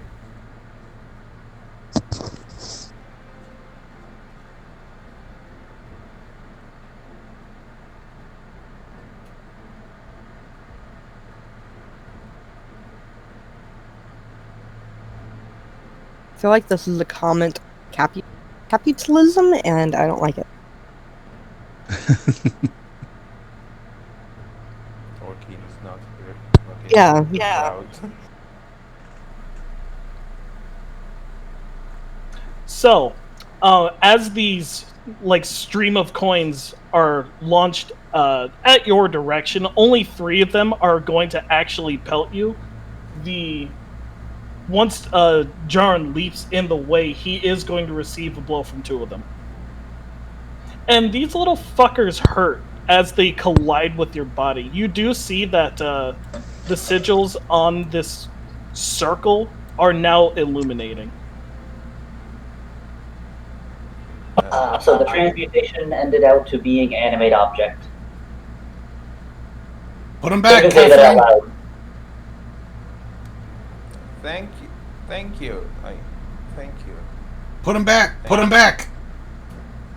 Yeah, I'm putting it back.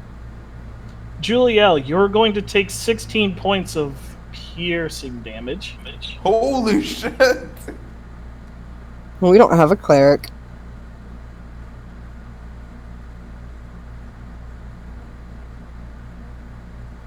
$16? And Jarn, you're going to take 13 points of piercing damage. As soon as these coins collide with you, they do drop to the ground.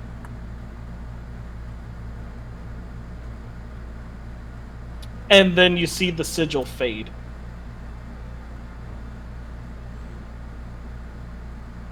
So The circle is still there, but it's not glowing anymore.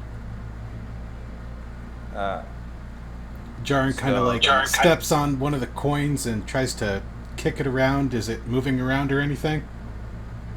As soon as you do kick it, you see it crumbles into dust. Followed by the ones that specifically were flung at you. So, does it look like it's still glowing with transmutation? The pile itself? Yes, it does. How Might as well leave it alone. I don't want to take any more damage. how about we try the mage hand on the orb with everyone out of the room? I Is second there an orb that. on the sigil? Is there an orb on the pedestal? There is an orb on the pedestal. So, Keelik, how much damage did I take? 16, my dude. Okay.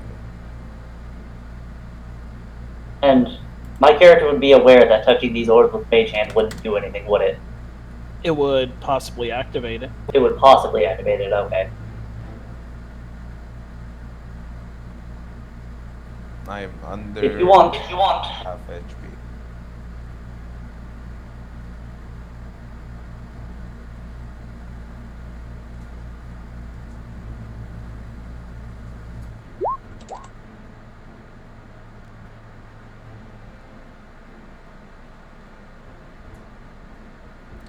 Short stuff, get out of the room. Oh, sorry. And as he's walking towards the door, I'll get Mage Hand ready to touch it. Once he's actually left the door, I'll touch it. Come on, move yourself then. I'm trying. By the power of God, I move thee. All right. I'm going to, again, prepare my action to grapple whatever appears, if anything. And I touch the orb with the Mage Hand. Alright, you do see that the orb glows green, and the entire pile crumbles into dust, and it is now sand, and it's kind of just like pouring out over itself. You do hear the sound of a door opening somewhere in the distance.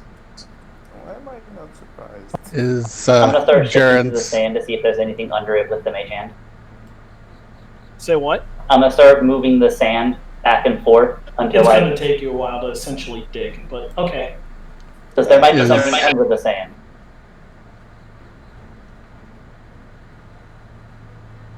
And what about Jaren? Is his copper piece still there, or did it turn to Yes, sand with the the rest? copper piece is there. Just curious.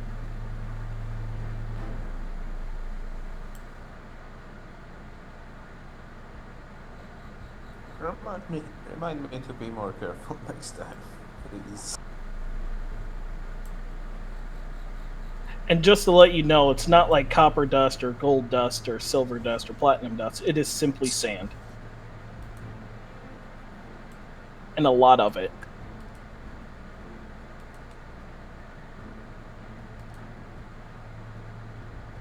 I'll have Molly going as well too to just start pushing the sand out of the way to see if there's anything under it.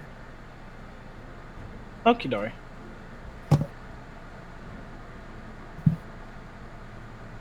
You're going to be at that for a little bit. What are the rest of you doing? We're gonna wait on him, because I'm not gonna split up the party. Alright, I would say like after like a minute passes of just like swiping, you're not going to find anything. Alright.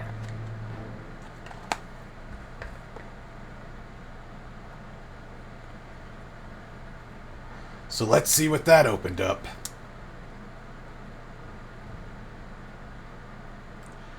The pedestal that's in this really long room, does it have any kind of orb glowing on it? Yes, it does. It is glowing white. It has yet to be activated. Touch it or find out what it opened. I don't want to be in the room when you touch it, honestly. So if all the door closes, you'd like to be left by yourself in the dungeon? Yes. Better than that, I guess. Jarn is going to peer around the corner here.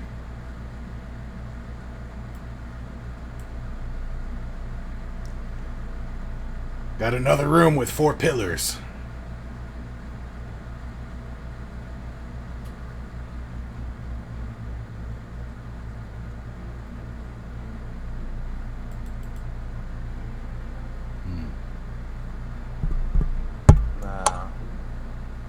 Should we try the northeastern one? It's gonna be more of the same, Juliel. Stop being a bitch. Man, I didn't know that troubles were that big. Jarn is going to crouch down in the center and do his regular prepared action to grapple anything. Roger Dodger. Same thing as I did last time, prepared action to shoot, and Molly has a prepared action to hit anything that pops in range of her. Prepared actions. Prepared. Now, we left this room. Was this door in the down here open or closed? It is closed. Okay. Just checking. He would have lit it up for you, my dude. I figured, but I was just double checking. Want to try this one? You trying this one? Yeah.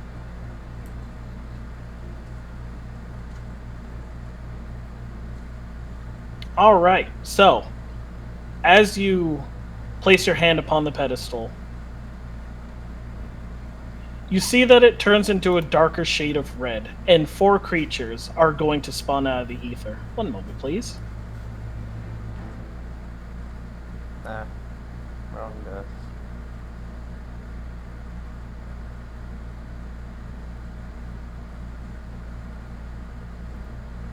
So, with these creatures in particular,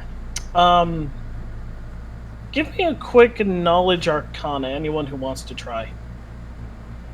This will be free. Alex, you have no Double fucking one. idea. What are these things? What are these things? I am a halfling. I will with advantage. Why did? When I rolled ones, I get Yeah, nope, Why were you nothing doing in a this. strength? Okay, so none of you guys have any real clue as. Oh wait, no, Jaren. Maybe you punched one of these things before, but this creature is. You know it to be an aberration of some kind. The singular eye socket that it has in its giant emerald iris might suggest that it might be of the beholder family, but this is too humanoid for it. Give me one moment. Yeah, I was about to ask if you could link us a pic. Yeah, I'm gonna give you a pick.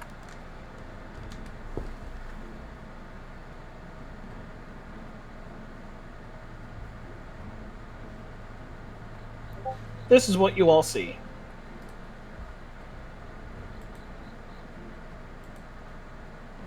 Oh, it's so cute. seen this before. What the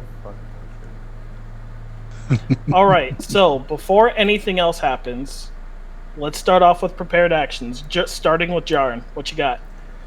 When I might have punched one of these things before, did I know any of its possible reactions to punching? Screaming, clawing, something of that degree. All right, in that case, I am going to grapple this one right here. Or try to grapple it. All right, go ahead and roll me a 3D annex.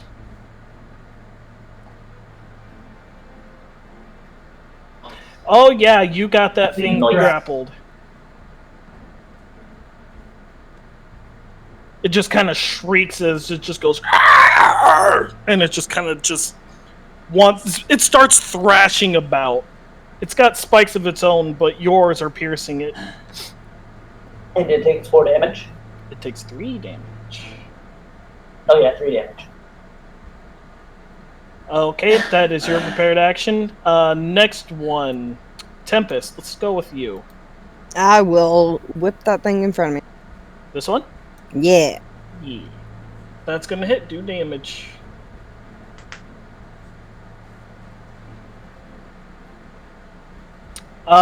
And moving on to Alex. What did you have? Molly's gonna friend the one between her and Kento. Roll with advantage.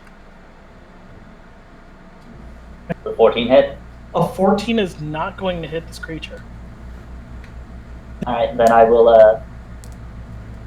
I'll shoot the one between Molly and Kento with my bow. For the 15 hit. A 15 will hit. Go ahead and roll damage. 7 magical damage. Because my bow is handing out. Did you have something planned?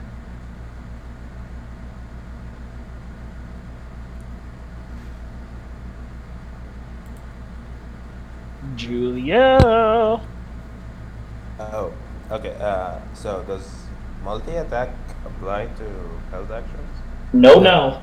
No. Okay. I will shoot the one that is in the upper left corner. This one?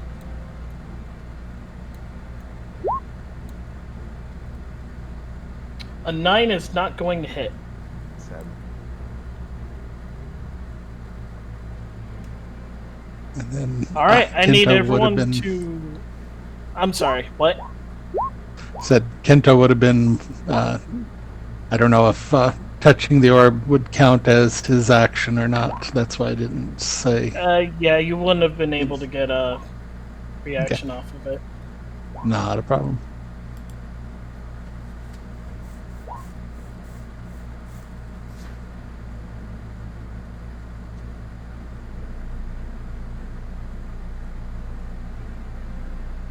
My initiative is 14.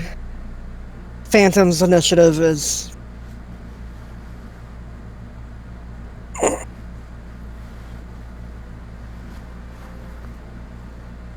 What I is rolled a Phantom? 20. 12.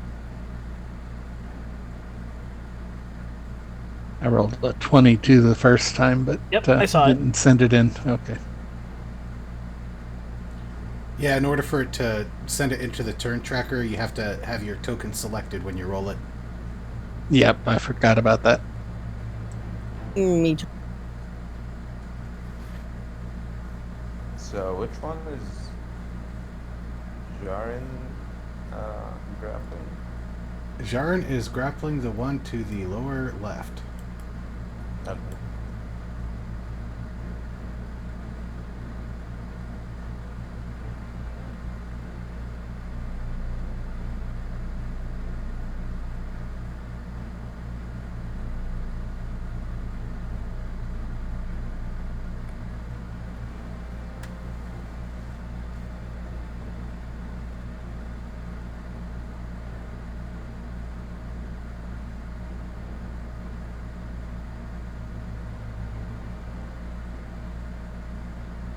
All right. Let's see. Julielle, you're up first. Awesome. Damn shaky hands. He will cast Hex on the one that he attacked before, and he will attack twice. Which one was that again? This one? The upper left one. Okay. So neither of those are going to hit. God damn it. Oof. Also, he's targeting strength. Okay, Okay. strength saving throws. No, checks. What? Strength checks. Oh yeah. My bad. I said saving throws. Okay, it is now this creature's turn. Let's see what it can do.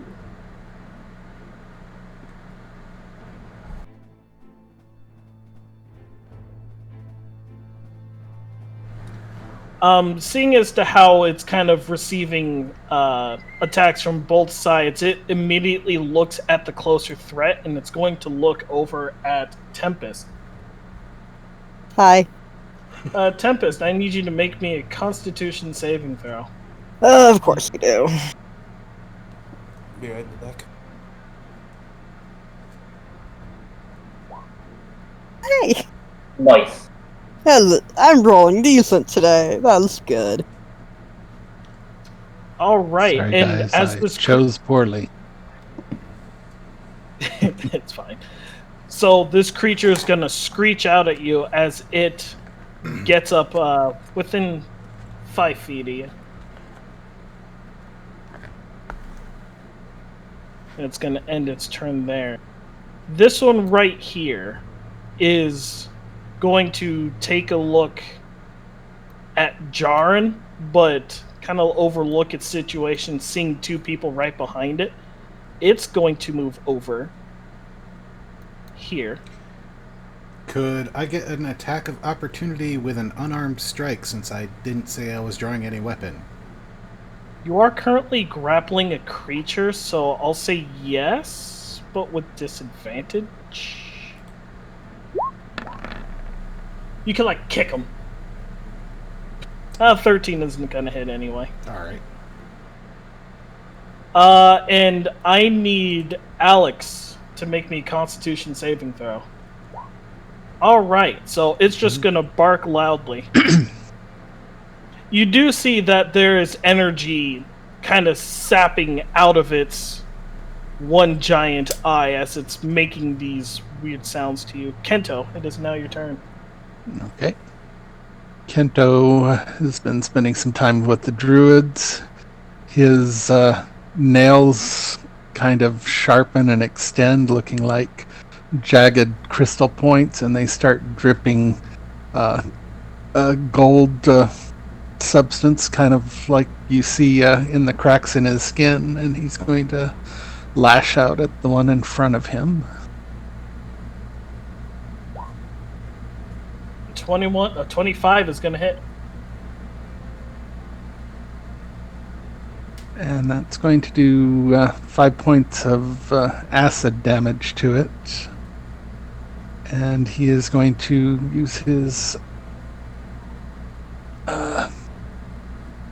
bonus action to make an unarmed strike.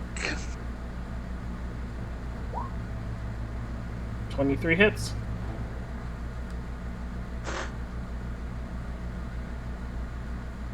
And haven't done much. I'm going to go ahead and do a. Yeah, that's it for this round for me. Tempest, it is now your turn. I am going to whip this thing. Roll to hit. I'm going to have that song stuck in my head every time I play. Whip it good.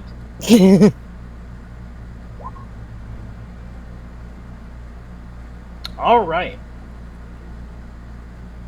For another 5 points of damage, you bring out your whip and crack it against the make of the floor, kind of twirl up in the air and just lash out at the creature, and it gets him right across the chest. He claws at the mark that is now on his body and looks at you very angry and very flustered. Is there anything else you're doing, Tempest? No. Alex, it is now your turn. Molly's gonna try to rend again. Roll with advantage, and 19 is going to hit. Ignoring the guy that ran into me, I'm gonna shoot the guy that Molly's been hitting. Roll with disadvantage. It's only. Oh wait, no, you took the feat. Never mind. Yeah. Oh wait, what are you shooting with? I'm technically shooting with a longbow, but I'm not shooting something that's within 5 feet of me. No, but you're firing from melee. You are currently engaged. I'll have to look that up. I don't remember that being a thing.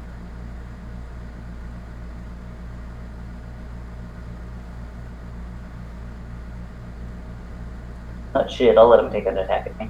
It's not an attack of opportunity, you're just firing at disadvantage. Yeah, but I don't want to fire at disadvantage. And I thought it was only disadvantage when you were firing at someone within melee range of you. This creature is currently engaged in melee combat with you, and if you're firing a weapon into something else, you're firing at disadvantage. I'll let him take an attack at me. I'll move over here. Okay, he will take that up on your offer. And he's going to miss. He's just gonna like claw at your side, and it scrapes against the smoother part of your constructed frame. He kind of looks back at his claw like, what the hell? Hit. Nothing doing, my dude. You kind of fire off, and just your shot kind of goes wide. Yep, that's my turn. Phantom. It is now Phantom's turn. Not going to go for, because that would put him in melee range. But another one. He is going to. You should move Phantom here.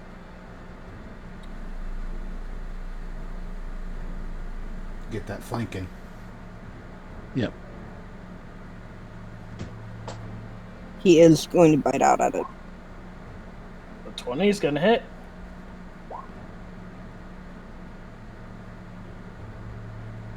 Okay. Phantom just kind of flanks with you and bites at one of its lower legs, and this creature just caws out in pain and looks back at Phantom like, what the hell is this thing? Looks kind of tasty, though. That's his turn. Jaren, you have one of these big eye fuckers grappled. And I'm going to drag it 5 feet to the left. Or right, I mean. And I'm going to try to grapple the other one with my other arm. Do you have the grappler feat? I do not.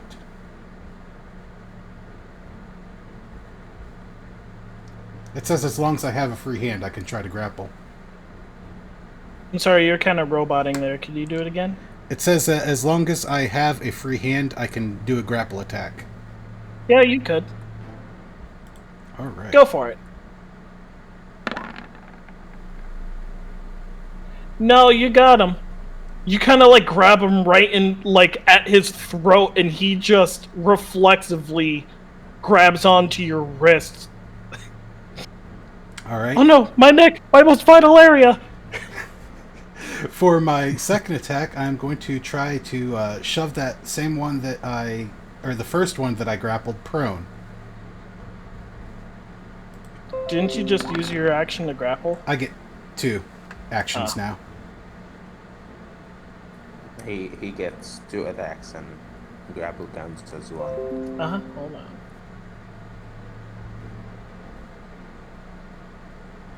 Alright, you just go ahead and kick this creature down. Oh, actually, no, you said you wanted to, like, move him in a pin. So, yeah, you could just, like, position one of your legs right behind him and just strong-arm him over your over your knee and just slam him to the ground. And then, as my bonus action, I am going to use my spiked armor to hit someone within 5 feet of me, and it's going to be that one that I pinned. So I will be getting advantage with that. Yep, go ahead and roll damage.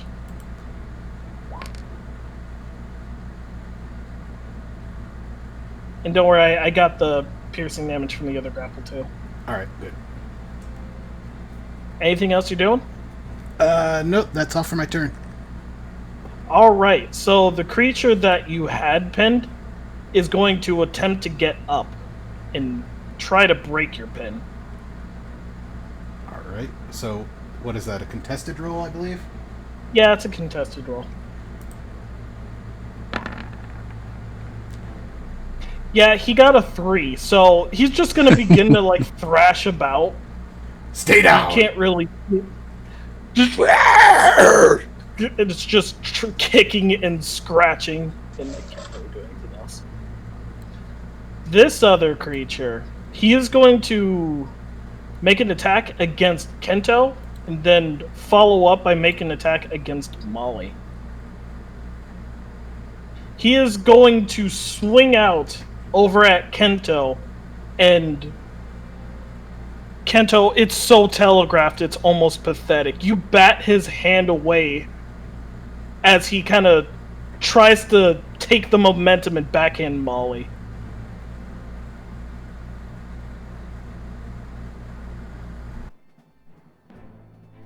With a 15 to hit.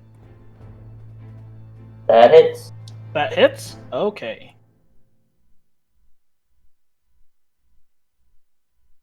For 8 points of slashing damage. And he's going to end his turn right there. Juliel, it is now your turn. Molly, duck! And I'll shoot 3 arrows to the one that is engaged with, what was her name? Tempest? Alright, 3 shots. Headed in Tempest's way. Go ahead and make them.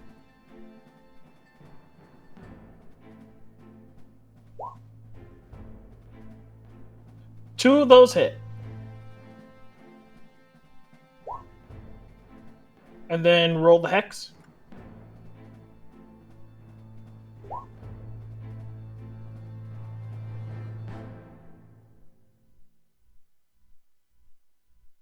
One going for the eye and one going for the leg to slow him down. Okay, so as you kind of...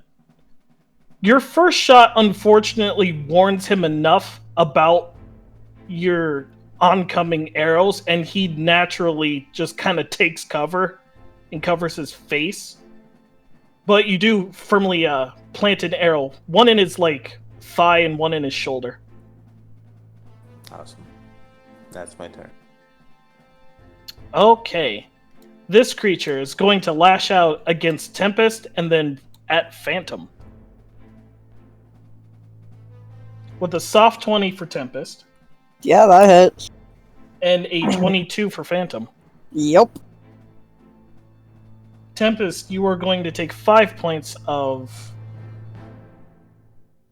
slashing damage. Okay. And Phantom will take 8 points of slashing damage. Cool.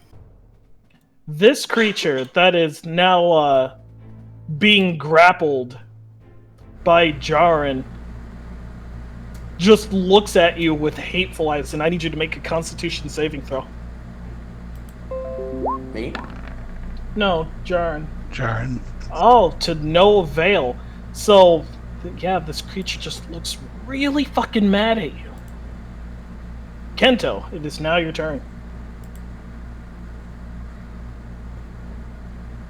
Alrighty. To lash out again. And looks like a 11 will miss. hit. Yep. Spend a key point and do a flurry of blows.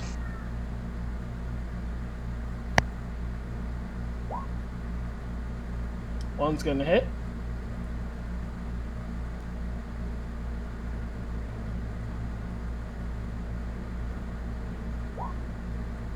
And the other will hit.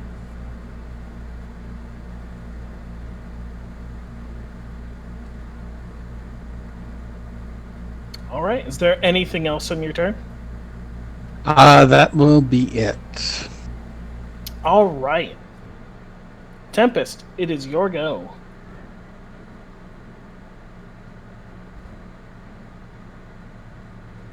I'm actually gonna have to go, guys. I gotta take my kid to the hospital. Oh. All right.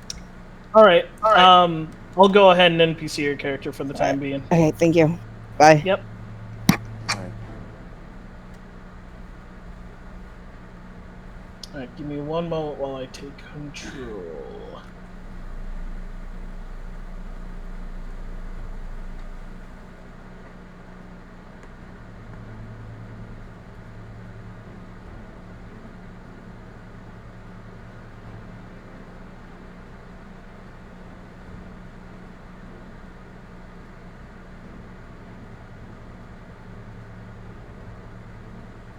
I'll just make some roll-ins for myself. Let's go ahead.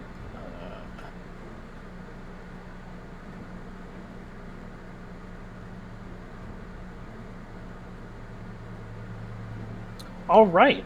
So Tempest is going to lash out with her whip, striking the creature for a good amount of, a good solid hit of damage. Alex, your turn.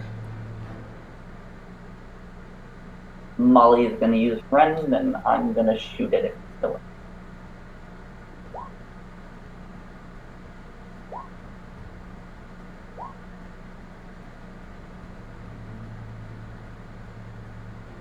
Yeah, that's gonna do that.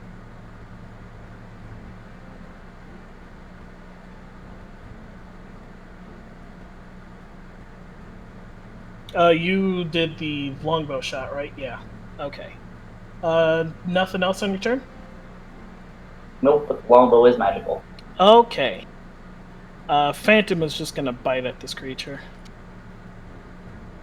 How injured does he? Oh, hey. Phantom got a crit. Hold on.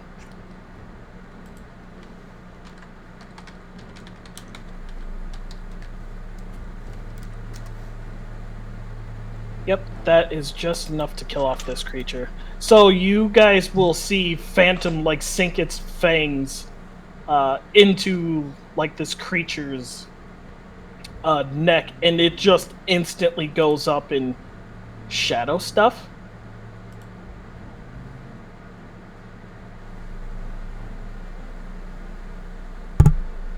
And it's gonna move right there. Jaron, you're up. All right. The first thing I'm going to do is make an unarmed strike against the one that I have pinned, and I'll be getting advantage on that. Okay.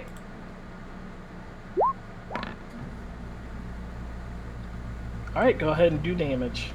That'll be 5 damage. 1 plus my strength. Yep. Alright, got it. And if it still looks pretty healthy, I'm going to take another unarmed strike against it. Doesn't your spiked armor do a d4 if you strike with it? I think that's only if I'm using it as a bonus action, if I remember right. Let me check. Yeah, I'm pretty sure it says a bonus action.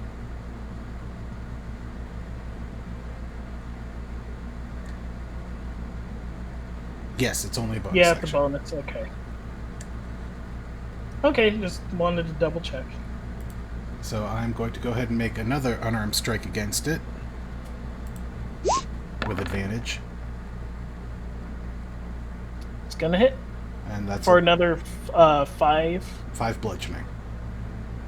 We need to get you some knuckles or something. All right. Is there anything else? Yeah, with my bonus action, I will go ahead and use my Battle Rager armor and Oh, hey, look at that. Keep going.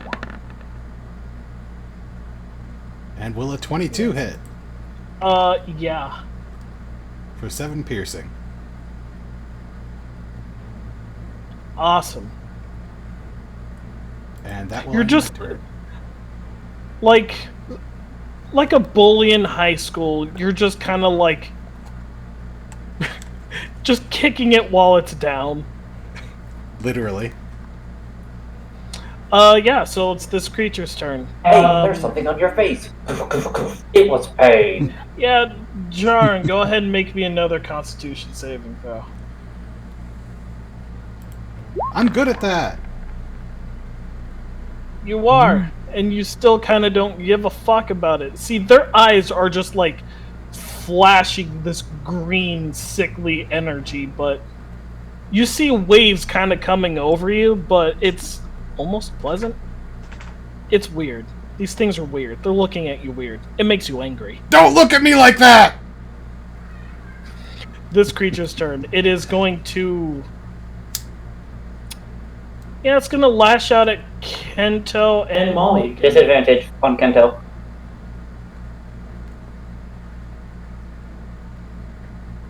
Yeah, 12 is not going to hit Kento. But he will hit Molly. For a solid 5 points of bludgeoning damage, or slashing damage. Juliel, it is now your turn. Jaren, do you need some help? Shoot this one!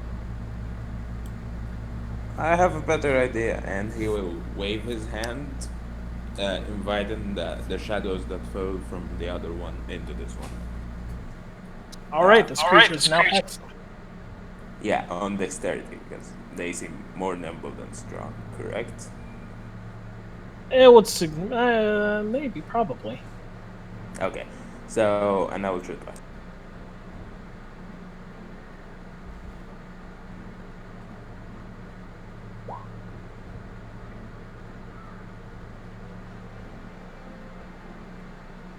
One of those will hit.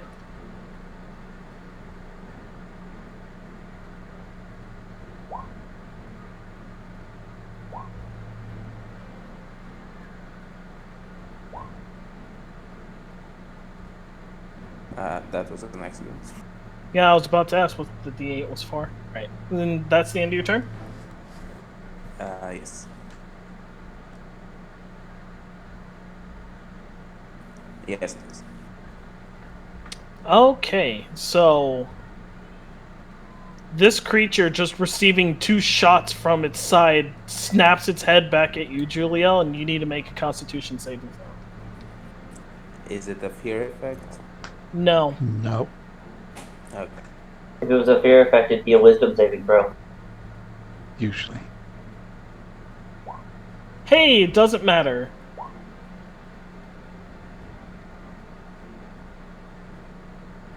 Yeah, it's just gonna end its turn there. Kento, you're up. Alrighty. That will hit.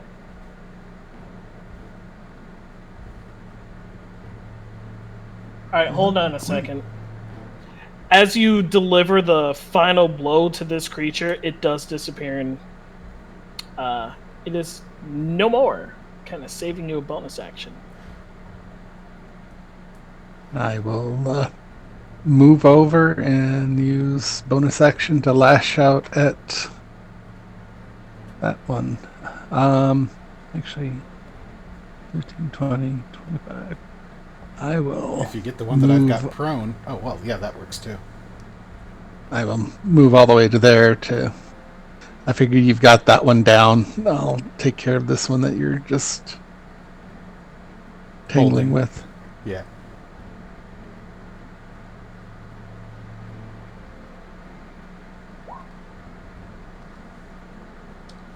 Fifteen will hit. Just pop it real quick with a flying kick as I head in that direction. You just like kind of kick it in its temple, and it just kind of buckles within Jarn's grip. Is there anything else you do? That will be it for this round.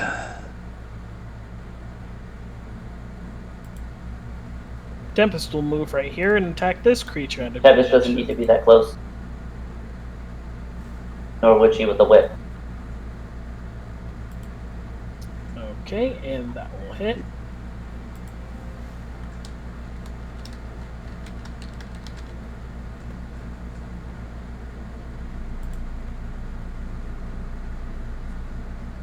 Alex, it is now your turn.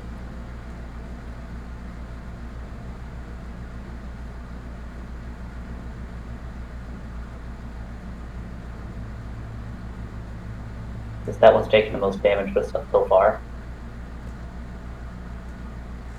Actually, no, she'll just sit there. I need to heal her. If for some reason she gets hit, she'll probably down. So she's going to use her ability.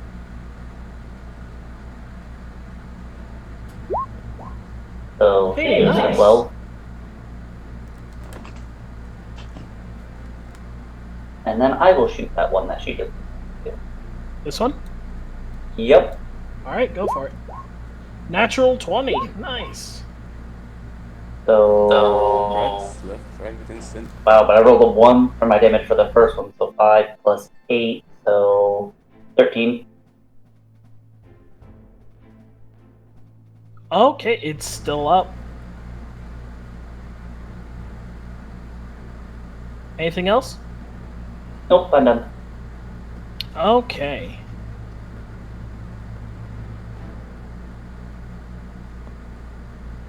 And Phantom is going to attempt to pounce. He'll get advantage on that since it's prone. And he is going to hit, and I'm not even going to bother rolling damage because David brought him down to 1. Batch. Only I didn't roll a 1 on my actual damage die. Yep. That Panther is MVP in this room. No, I think Jaren Jarn, is it is MVP. now in this your room. turn. Yeah, Well, but now that I've got a free hand, I'm going to take out my Warhammer and make a one-handed attack against the one that I've got grappled. Go ahead and roll damage. Bang, bang, Jaren's warhammer bent down. And then I'm going to try to attack it again with the Warhammer. Yep. And then I'm going to try to rub my spiked armor all over its body. You're going to shoulder check him. Rend, rip, tear! It is not looking hot, but it's still up.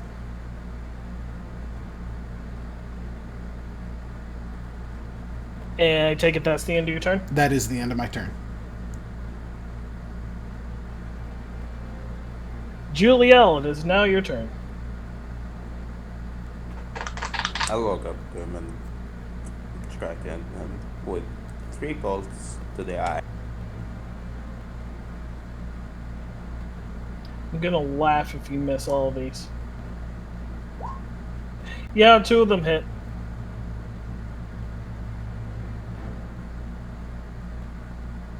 And don't even bother rolling damage because you can execution style finish them off. Awesome, because I couldn't open the chat. Alright, and combat has ended for now. So, Anybody looking rough?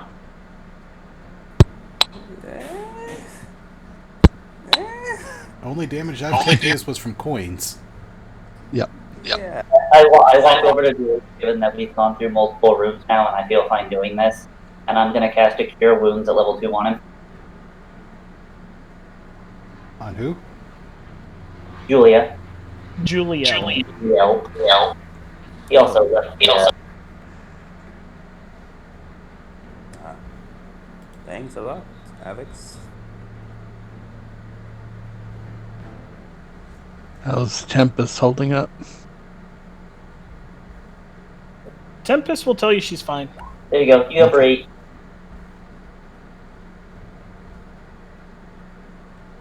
Thanks a lot, Alex. Not so lucky on that one. That's all. When you say thanks a lot, he just looks at you and says, "Now stop being a bitch." I take it back, Alex.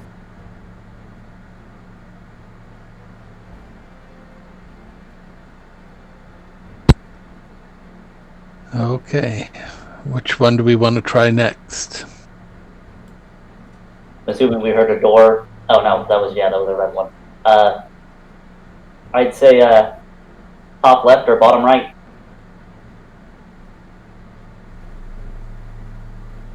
Let's try top left and My same prepared actions as last time. So you're gonna go for this one?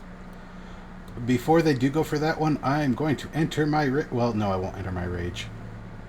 So you said you were gonna go for this one or this one? so Mage Hand works on that. Would someone be able to use Mage Hand and still hold an action, or would that be their action? It would be their action if they used Mage Hand.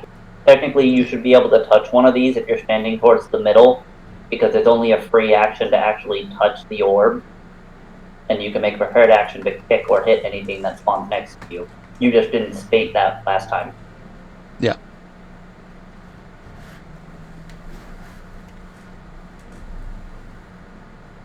Does it work that way? I mean, if you're using the action to activate the orb, then I'm going to say you can't have a prepared action. Because it's not like pulling a lever or anything. It basically You are was the back of his technically hand. using a magical object. No, you will not have a prepared action.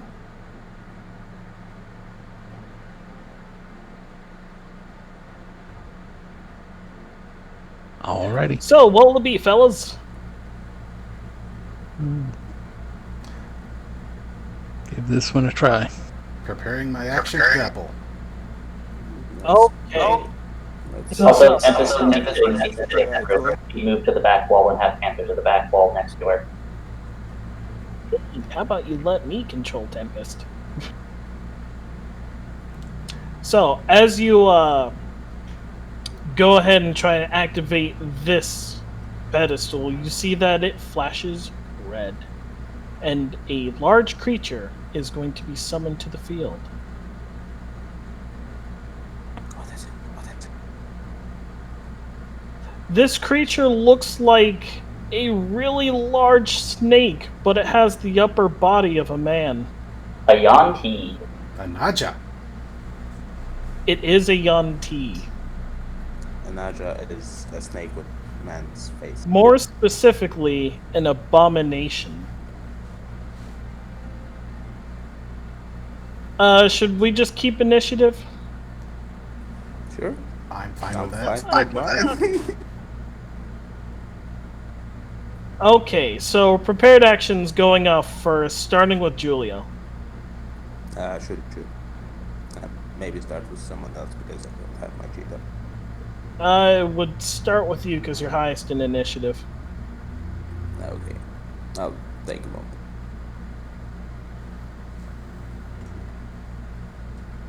Can I do my prepared action to move the hex on? That's a bonus. Not unless you stated so. And you didn't state so beforehand, so you have an attack.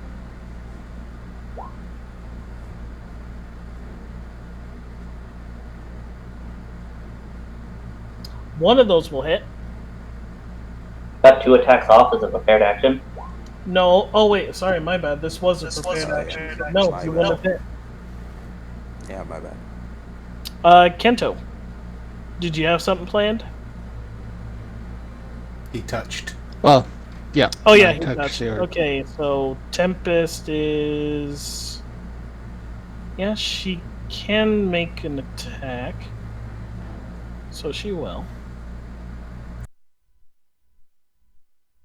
But she's going to miss horribly. Alex, you had something?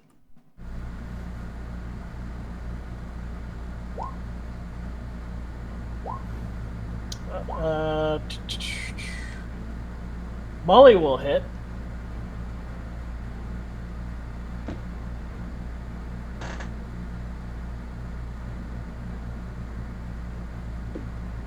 And then Jaren, did you have something? I did. I was going to grapple it. Can I make the movement since it's just 5 feet as part of that?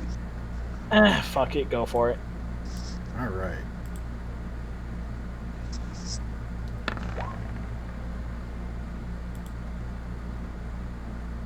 And it will have to roll against you. You are rolling amazingly across all of your grapples. You really are, and I hate it. And love it. I don't think you've grappled for less than a 20. I don't think I have either. And this creature is now grappled. All right, and it will also take 3 piercing. Well, actually, yeah, 3 piercing damage. Yep. And that will be my action. No, you have not grappled for less than a 20.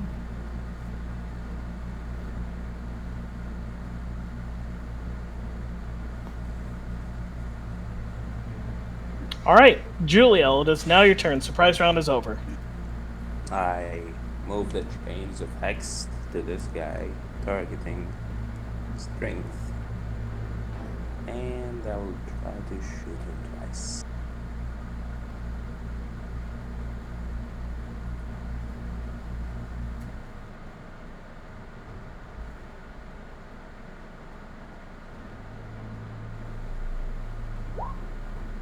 Nice.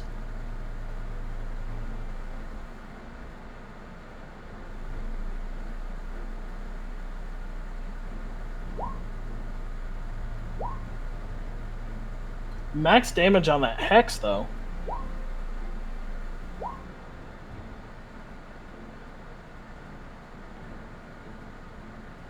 So, yeah. So the first one will be 12, no, 14.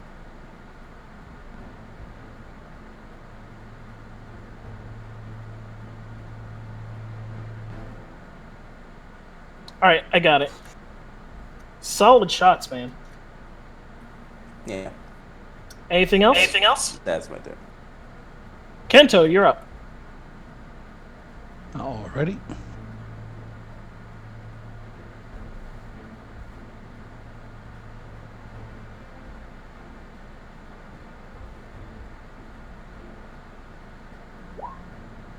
Nice. Fuck.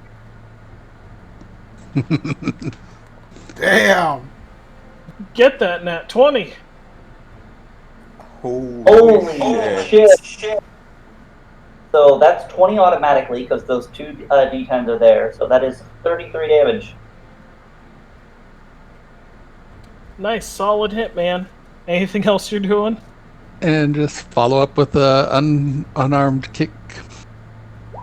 How many times can you use that primal savagery, or is that something you can use? It's a cantrip. I can use it in place of an attack. A 7 or a 10 is not going to hit. No. And you're going to end your turn there? Yep. She's going to move right here, and she's just going to whip out the creature. And it's not going to hit. Alex, you're up.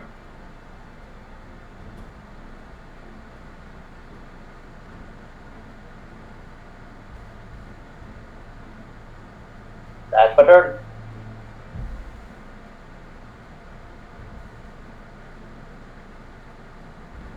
Phantom is up.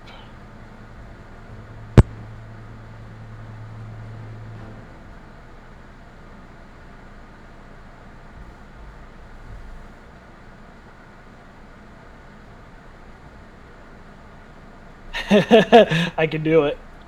All right, check this out. Pounce. Yep. Damn it, I missed it.